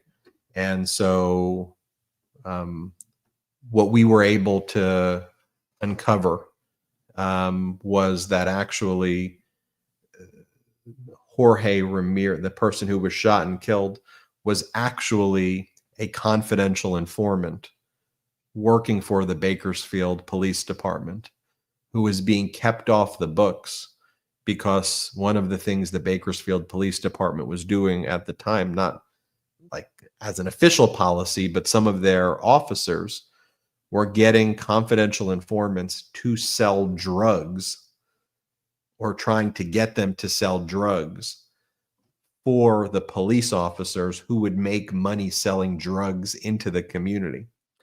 And so what we found were the text messages, because it turned out, so Jorge Ramirez Jr.'s girlfriend installed like a spyware app in Jorge's phone. So she would read his text messages, which I don't advise people to do that, and it's not legal. But she installed this like spyware thing. So we got the text messages, and the text messages showed on the night of the shooting that Jorge Ramirez was communicating with the police as their informant, and he was telling the police about one of the bad guys who he was with to basically get. And Jorge Jr., who was texting the police, he was doing this in exchange so that his sentence for dealing drugs would be removed so he can go back with his family. So he was helping the police catch the bad guy who he was with. And what happened was his handler called this into the other police officers, but didn't really tell them what the situation was. So the other police approach Jorge Jr. with the really bad guy. His name was Harger. And they corner him at this hotel. And then Harger looks at Jorge and was like, "Oh, you effed me." And then starts turning, and because the police mishandled the use of their informant, a gunfight ensues between Harger, the bad guy, with Jorge and the Bakersfield Police Department, and they start shooting at each other. And ultimately, the Bakersfield police kill Harger and kill Jorge Jr., their own informant who was helping them, who they were keeping off the book. So the other cops didn't even know this was their own guy, and this was their own informant. And so we uncovered that, unpacked that, exposed what was going on in Bakersfield. This was 2013, 2014. And we exposed that there were these bad cops in Bakersfield who were dealing drugs into the community. They were the drug dealers. Now, the crazy story is that they then, the drug dealing cops get federally prosecuted. They're supposed to do about 15 years minimum in jail. The federal judge was a former cop. So the federal judge then only gives the drug dealing cops, who put massive amounts of meth and crazy drugs into the community, they only did like 5 years. And I think they got out in 3 years, the bad cops who were the drug dealing cops, which is just crazy. We made a movie, by the way. So then after that, I represented all of the families in Bakersfield, and I started handling all of these civil rights cases. And that became my thing: civil rights cases, civil rights cases, civil rights cases. Then I would do big catastrophic injury cases as well still. So if there was like a big trucking accident and someone was killed, we would sue the trucking company. So to some extent, I don't really practice anymore, but I help with getting those cases into the hands of the right lawyers, because it's always important that you have the best lawyers, in these cases. But it was because of my work then helping all of these families, and it turned out that when I was doing that in Bakersfield had the highest police shooting deaths per capita in the entire United States. You look at it. There's an article by The Guardian. I think it was called Killing County, it's called the deadliest county in America was Bakersfield, California, 2.5 hours, north of Los Angeles, which is like their sheriff's called Youngblood, Sheriff Youngblood. And it's kind of like Oklahoma in California, as you go through the grapevine up there.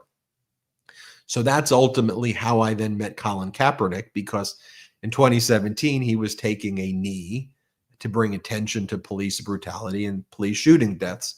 So he saw the work I was doing in Bakersfield. So he hired me to be his lawyer in his cases. So then I represented Kaepernick. I then helped Colin with his nonprofit, and we built businesses together, me and Kaepernick. And then when COVID hit, I then started the Midas Touch Network with my brothers. And I had that experience of being a civil rights litigator. I had the experience of building businesses and nonprofits and doing all of that with Kaepernick. And then I combined that with Brett's skills as a video editor and Jordy's skills as a marketer. And that's, our collective backgrounds about how we built that. And then about 3 years ago, so I stopped practicing law on a day-to-day. There I am. There's me and Colin right there. So about 3 years ago, I stopped practicing law to devote myself full-time to this network. And I was a partner at a law firm, and I was handling big cases, and, it was a good lifestyle, relatively safe career. A lot of my cases that I would do on the civil side would be contingency cases, and it was a good practice. And I loved it.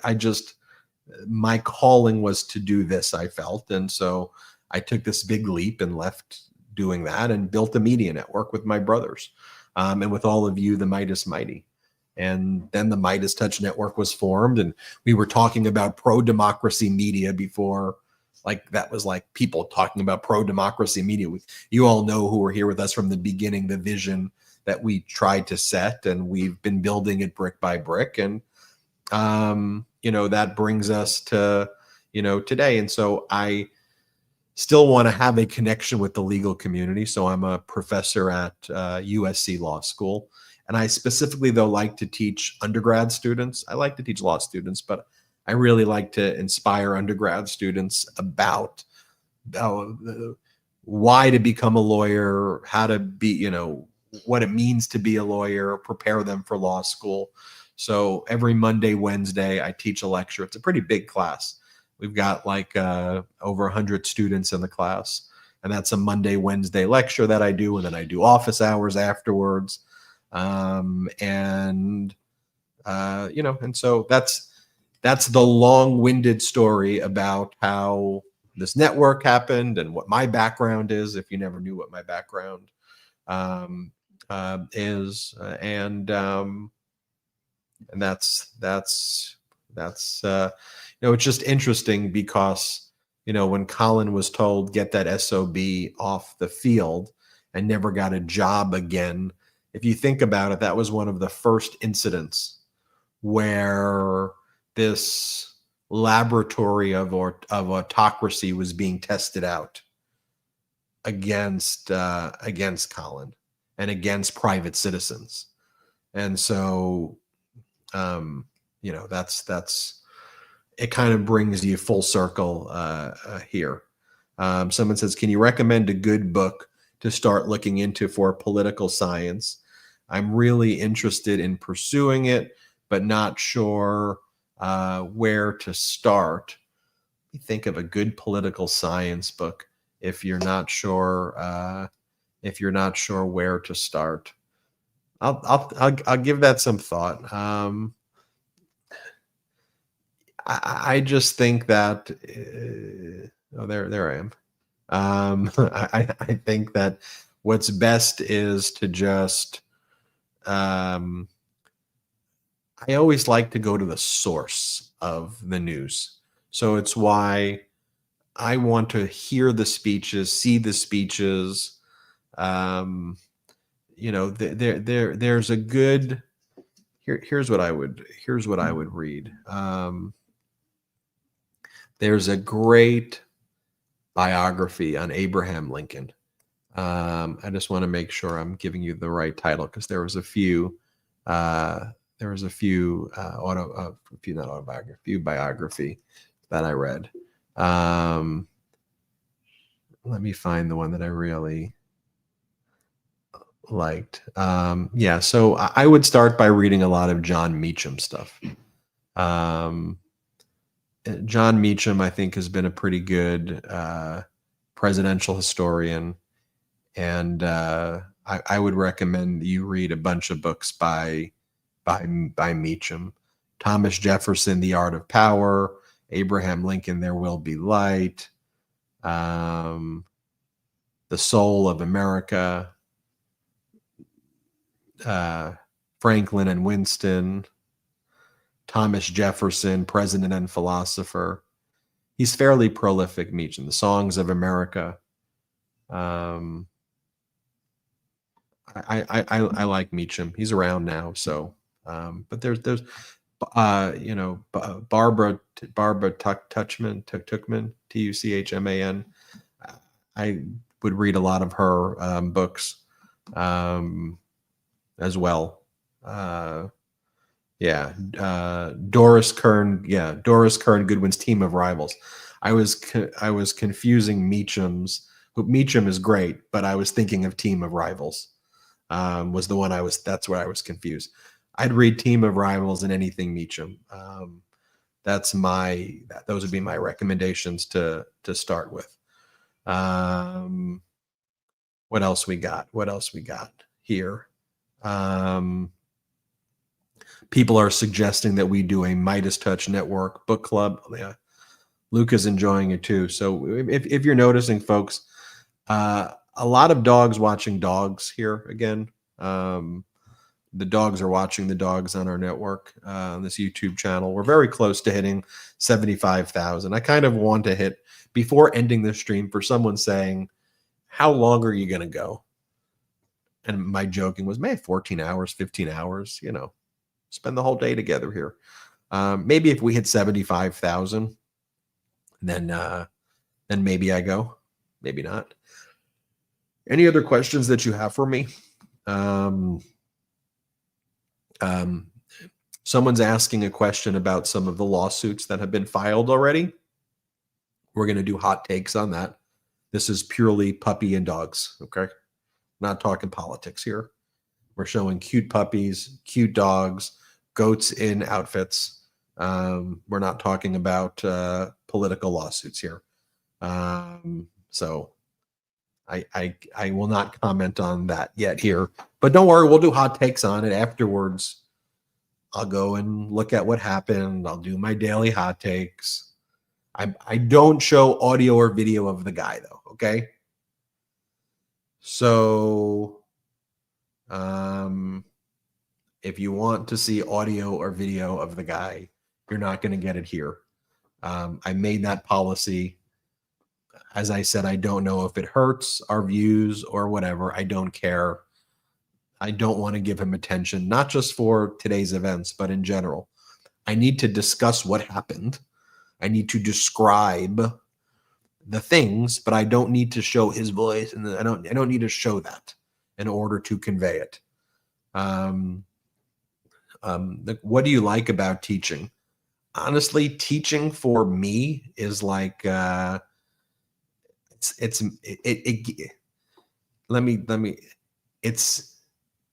hope it gives the students everything and more, but it's also very selfishly meditative for me. The topics that I teach are rooted in these broader principles of, let me be clear. In my teaching, I'm not political at all. Zero politics.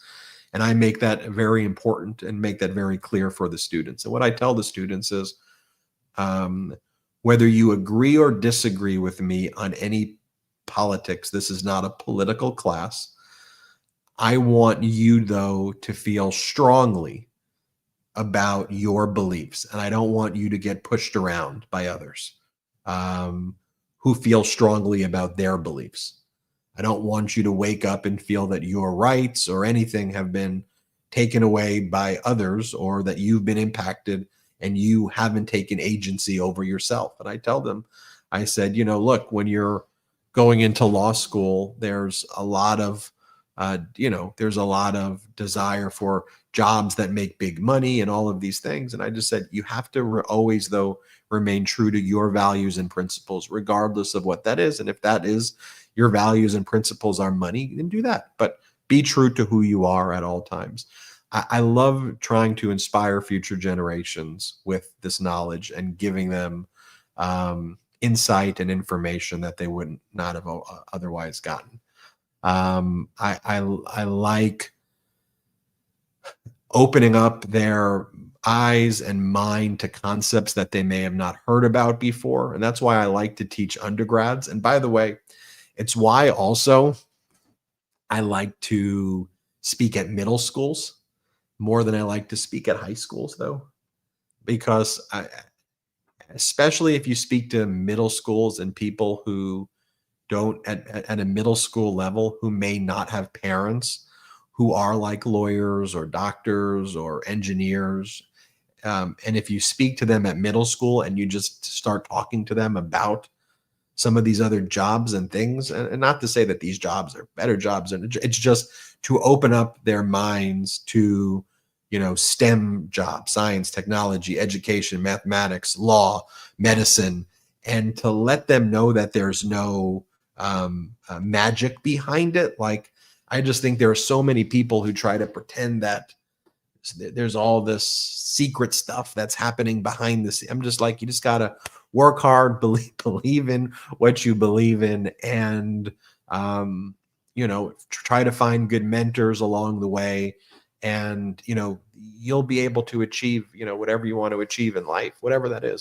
So I like to teach and try to inspire people to do those things. That's one of the things that I love about teaching. One of the questions is, how did I meet my wife? I met my wife in 2012, and we met each other at a restaurant in downtown Los Angeles. No apps. There was no dating apps at that time. I, as a result, was never having to use any of those dating apps. And we met in person the old-fashioned way, and then we went to sushi dinner at Yamashiro Sushi. I could try to get the photo to just show you where we were at. And then we went to a Jennifer Lopez concert then as the next date. And then we started officially dating around Thanksgiving of 2012. So that's the story there. Someone said, what's my favorite vacation spot? I like Palm Springs, California a lot. There's something about the air in Palm Springs that I like a lot. And I always love traveling to Mexico. My wife's from Mexico, and so I always love traveling there. My favorite band, I said, was the Bee Gees. My favorite movie, it's a good question. Favorite movie, probably Saving Private Ryan is my favorite movie. I would say that first scene of Saving Private Ryan, I think there's nothing like it. And my grandpa Murray was in World War II, B-29 tail gunner, Purple Heart. And I loved watching Band of Brothers, and then there was the one in the Pacific also that Spielberg did, and love Band of Brothers, love Saving Private Ryan. Who doesn't love the Bee Gees? Yeah, favorite food is pizza and cheese. In terms of books, I went on a whole Kurt Vonnegut spree about 2 years ago, and read like anything Vonnegut. So a lot of the books up there too, or you won't see them, but there's so many Kurt Vonnegut stuff that I have everywhere. I found it I found it so different that I would just enjoy anything Vonnegut. Would be so, you wouldn't know what words would happen next, and so I just found it to be so interesting. Let's see, are there any other questions right there? Let's see. I want to remind everybody to subscribe to this YouTube channel.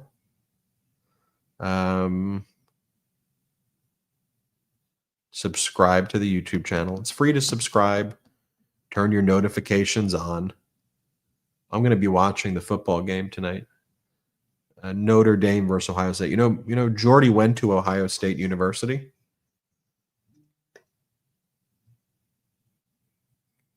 So I think Jordy's going to root for Ohio State. Someone's asking if I'm Latino. I'm not Latino. My wife is. I'm not. So our baby daughter is half. Someone asks me if I'm religious in some way. I said no questions are off limits. Whether you are religious or whether you're not religious, I just want to let you know that we deeply respect all viewpoints here at the Midas Touch Network. Number one, and number two, one of the things that we don't do here at all is ever use religion in ways to impose religious beliefs on others or religious tests on others or do anything like that. I'm a strong believer in the separation of church and state, or the separation of religion and state. I think that they definitely don't belong to be mixed. And I would say that without injecting religion into the show, I would say I think privately, there's a side of me that is, I would say, deeply spiritual, but also, intertwined with some religion, and respectful of religion, that's used for good when it's used for good. But I would say it's spiritual and believing in bringing out human potential. And maybe that's a word salady answer, but I think that there is that's how I would describe it. What else? Favorite dessert? Easy. That's an easy question. It's not like asking me the meaning of life right there. So really, the dessert's an easy one. It is chocolate chip, anything. Chocolate ice cream with chocolate chips, with chocolate sprinkles. Easy. That's an easy one. Other questions. Was it a job that brought you west? It was the law job. That's where I was recruited to be a trial lawyer. And there was a lot of jobs on the East Coast when I was in DC that probably would have paid a lot more money than the one that I ultimately took on the West Coast. But the one on the West Coast offered, we're going to throw you into trials right away and depositions right away as a young lawyer. And that's the experience that I wanted. So that's why. None of my brothers are attorneys. Brett his background is as an editor and production, and Jordy is marketing. And so we put those talents together. My birthday's in May. I'm a Taurus.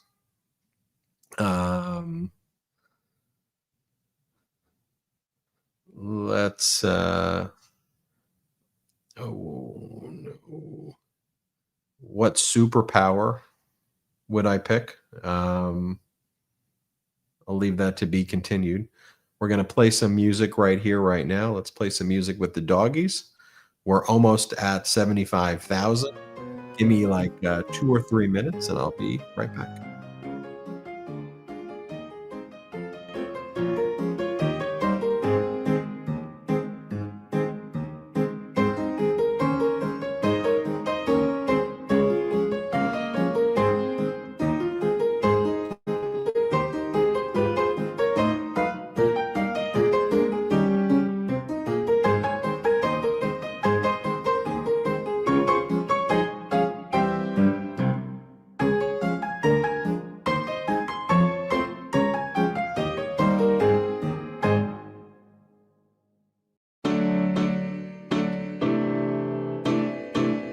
1 second.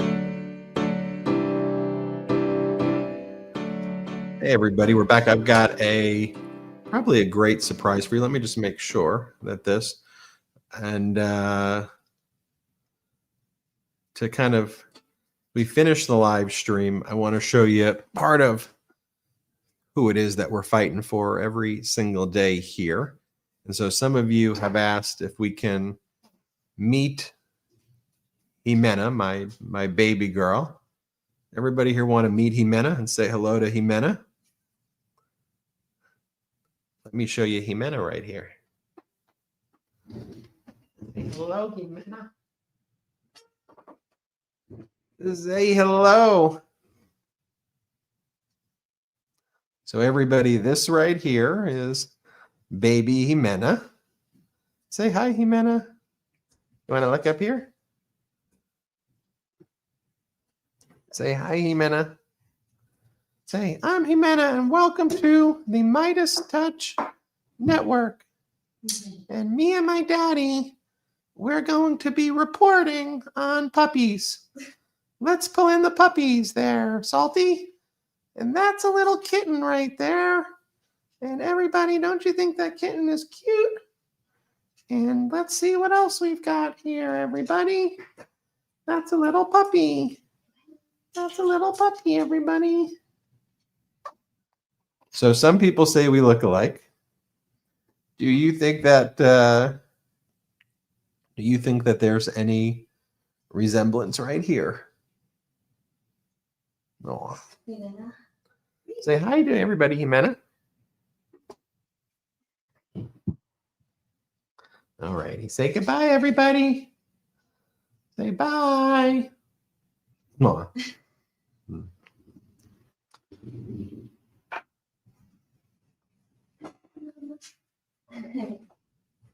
All right, that was Jimena's first appearance on the Midas Touch Network. You spell it Ximena. Great job, Jimena.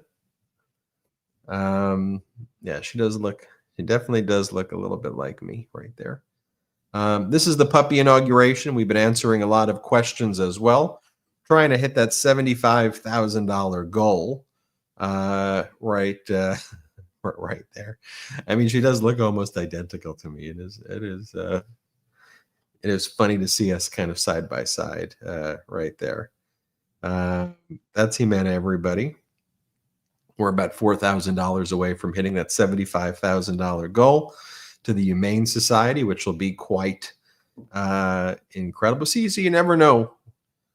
Just think about the arc of this show. Started with puppies, and we brought in the kittens. Then we brought in some goats in pajamas. Then we brought in some pigs and piglets wearing boots. There was a little bit of gerbils. There was a guinea pig stampede. Otters wrestling with otters. Elephant wearing a top hat. There was a lot going on. The dogs started watching the YouTube channel on their own.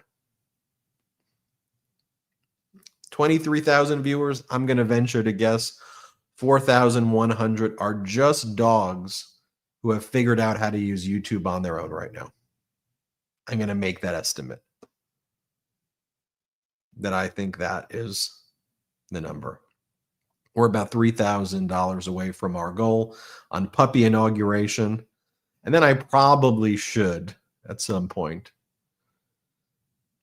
go ask Philip Kowski and our editorial team what happened today, so I can report on.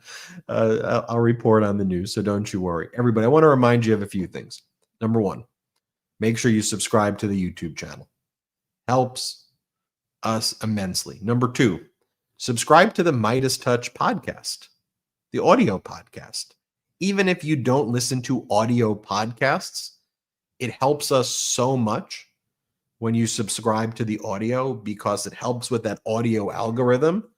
So even if you're able to, and you don't plan on listening to it on audio because you just like to watch us here on the YouTube channel, just subscribe to the audio. You search Midas Touch, you hit subscribe. It takes you like 12 seconds to do. If you have a phone, you have Spotify or Apple Podcasts or Google Podcasts or whatever you listen to, just search Midas Touch, hit subscribe, boom, you're subscribed, and it goes a long way to help us. If you press play on the audio, it helps us even more, just even if you're going to watch it. But anyway, it goes a long way to help us because then we get on the top of the list, and then more audio people download, and that's great.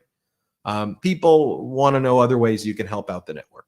There's patreon.com/Midas Touch. You got to make sure you spell all of this correctly. Patreon, patreon.com/Midas Touch. So that's where we hold our Zoom meetings.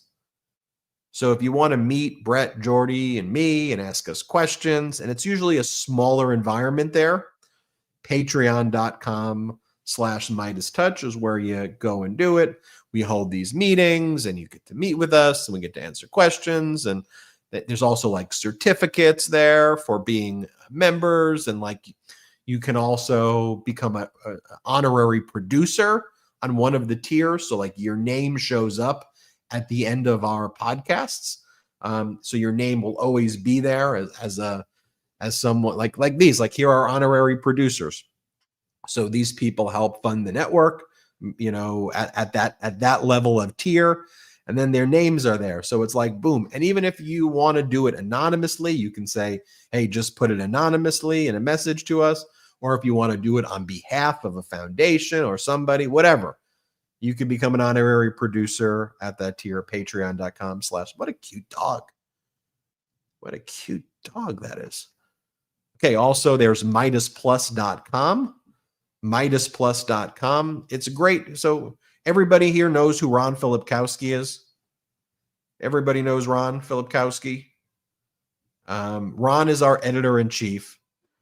Ron absolutely just crushes it. Ron crushes it.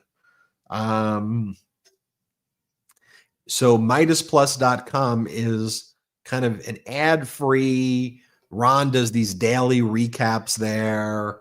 His daily recaps, basically, if you don't even want to pay attention to the news, if you don't want to watch my recaps, but you should watch my recaps on day, you go there and Ron gives you, all of the things that are happening every single day.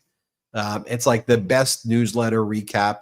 And then I write letters, as well. And sometimes, I do Sunday coffee where we get to have coffee together. It's a whole fun thing going on at MidasPlus.com. And again, we don't have outside investors. We don't have oligarchs. We don't have billionaires. I mean, we got me in my living room, Jimena, that wasn't child labor though. That was just my daughter. We didn't violate any labor laws right there. That was my voice, not her voice. I wasn't having her report.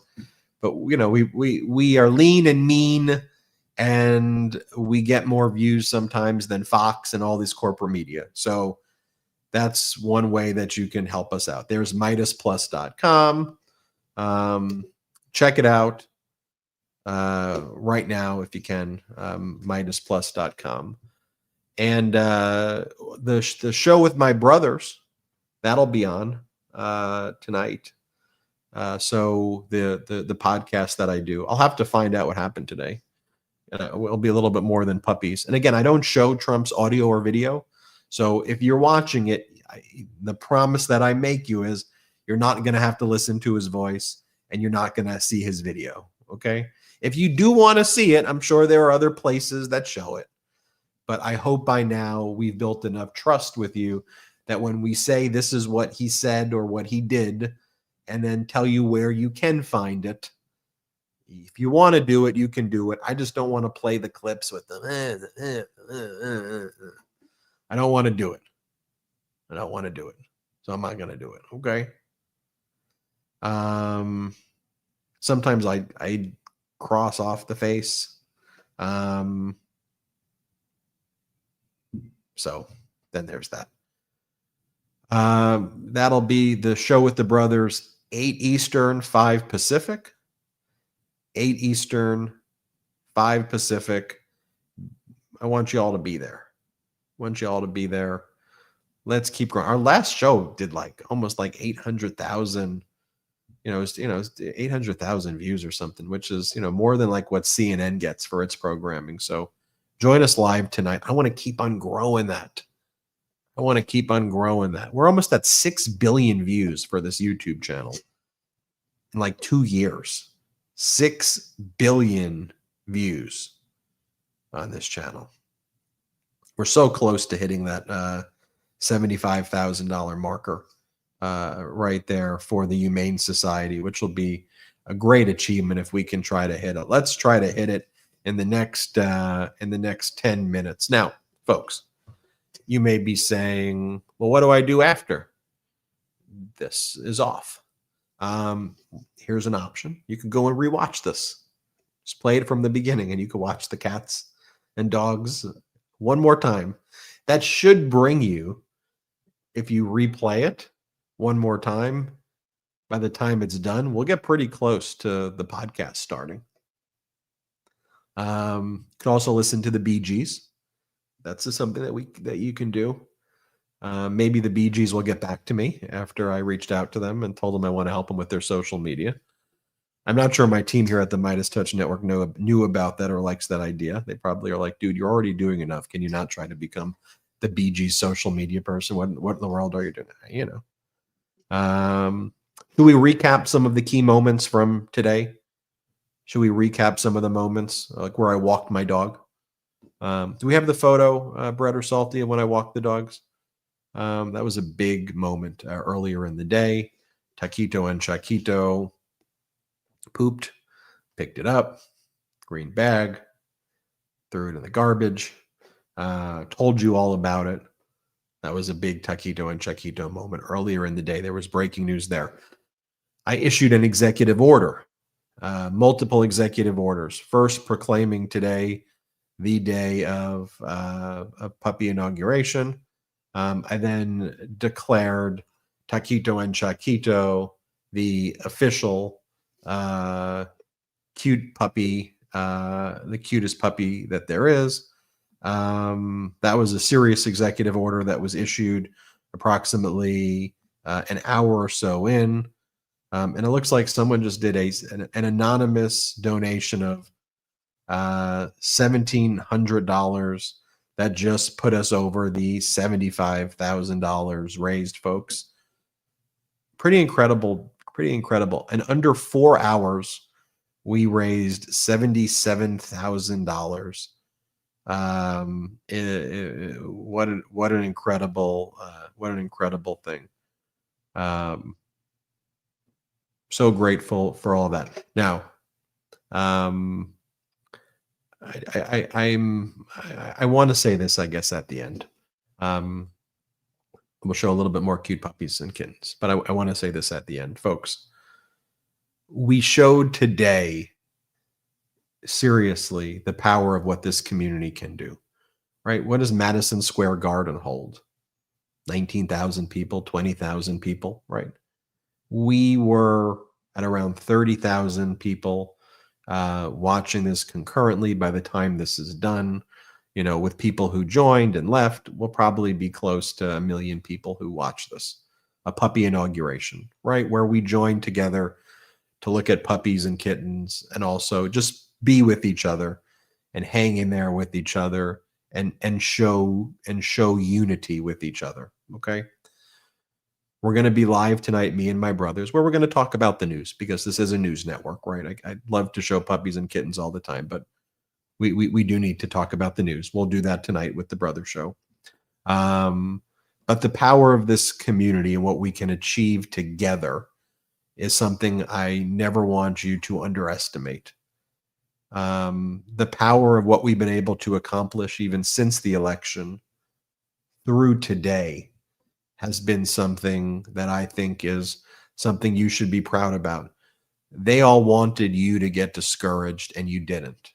There were times where it was very difficult, but they wanted you to run away. They wanted you to bow out of the fight. They wanted you to see you gone, and you didn't. You stood up, and you said, and you took your time. You didn't have to tune in right away.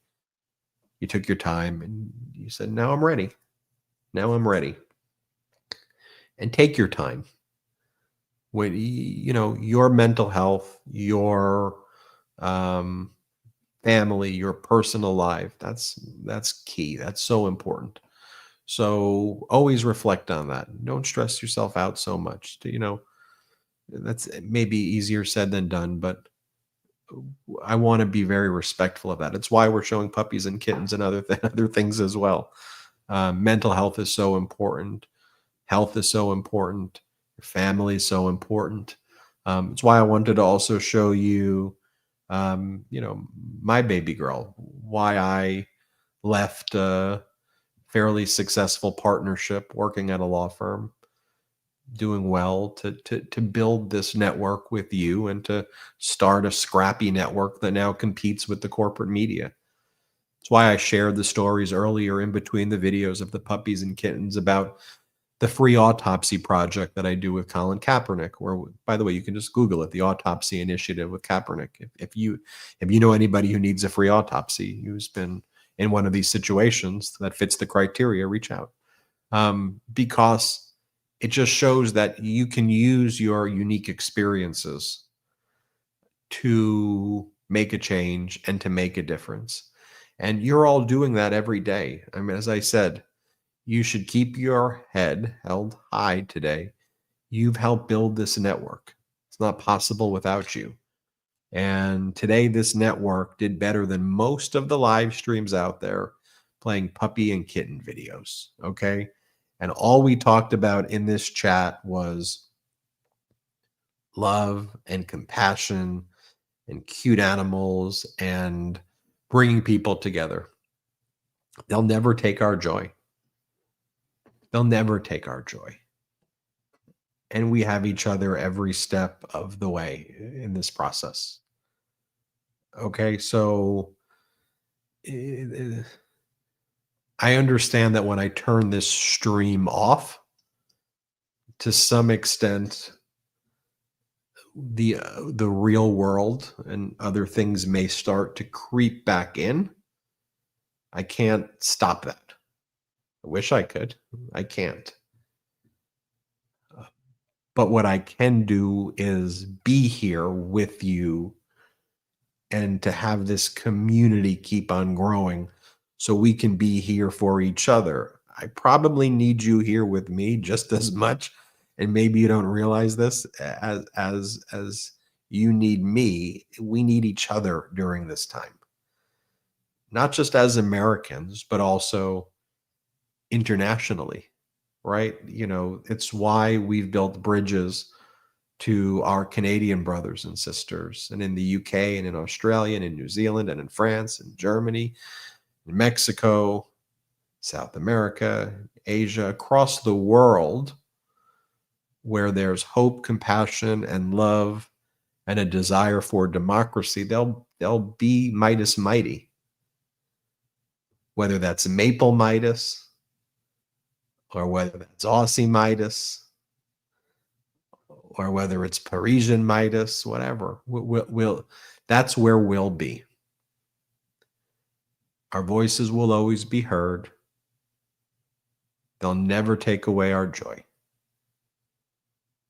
I want to play a little bit more Puppies and Kittens for about 30 seconds. I want to throw it back to me, and then I'll have one more final word for everybody. Puppies and Kittens for about a minute.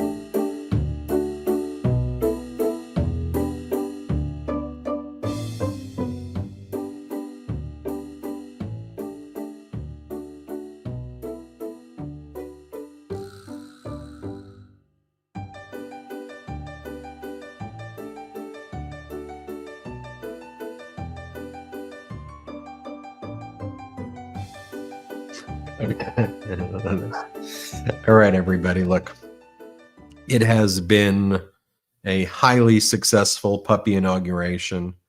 Taquito and Chiquito have been inaugurated. They were very cute about it the entire time. It has been a wonderful honor spending this time with you. We're going to be posting some, obviously, developments of what's been going on throughout the day. Again, not showing, you never have to worry when you click on a Midas clip that you're going to hear his voice and audio. Okay. So you'll get the news, you'll get the information. I'm not going to be like, you'll just hear it. You'll hear the facts. Okay. you'll hear the facts that you need to know with the data that supports it. And that's what we'll do. We've raised an incredible amount of money for the Humane Society today, showing what we can accomplish together. About $78,000 on our way to about $80,000. Our goal was $10,000 over 6 days, so we shot past that. That was pretty incredible. Thanks to all of you. This has been incredibly successful. I'm so grateful for this community. I'm so happy for the success of this puppy inauguration. And we will be doing more of these. From what I hear from all of you, maybe once a month or special occasions, so we could all, as a big group, plan to join these. They won't last 4 hours, okay? They'll be shorter. But we can do these once a month check-ins for each other. And where we don't talk politics, where I'll answer questions, and we'll just chat. We'll just talk about other stuff that isn't political, and we'll show cute dogs. And maybe as we develop this concept, there'll be a lot more goats in pajamas. And then as we develop the concept further, maybe piglets in boots. And then as we develop it further, maybe guinea pig stampedes. And as we develop it further, you never know what's going to happen outside of puppies and kittens and goats and guinea pigs and ferrets and hamsters. You never know where it's going to go. Thank you, Midas Mighty, for being there for each other. Thank you for helping build this network. Thank you in advance for the hard work you're going to be putting in. And thank you, of course, for the hard work you've already put in. MidasPlus.com, Patreon.com/MidasTouch. Join us live tonight on The Brother Show at 8 p.m. Eastern, 5 p.m. Pacific. We're here for you every step of the way.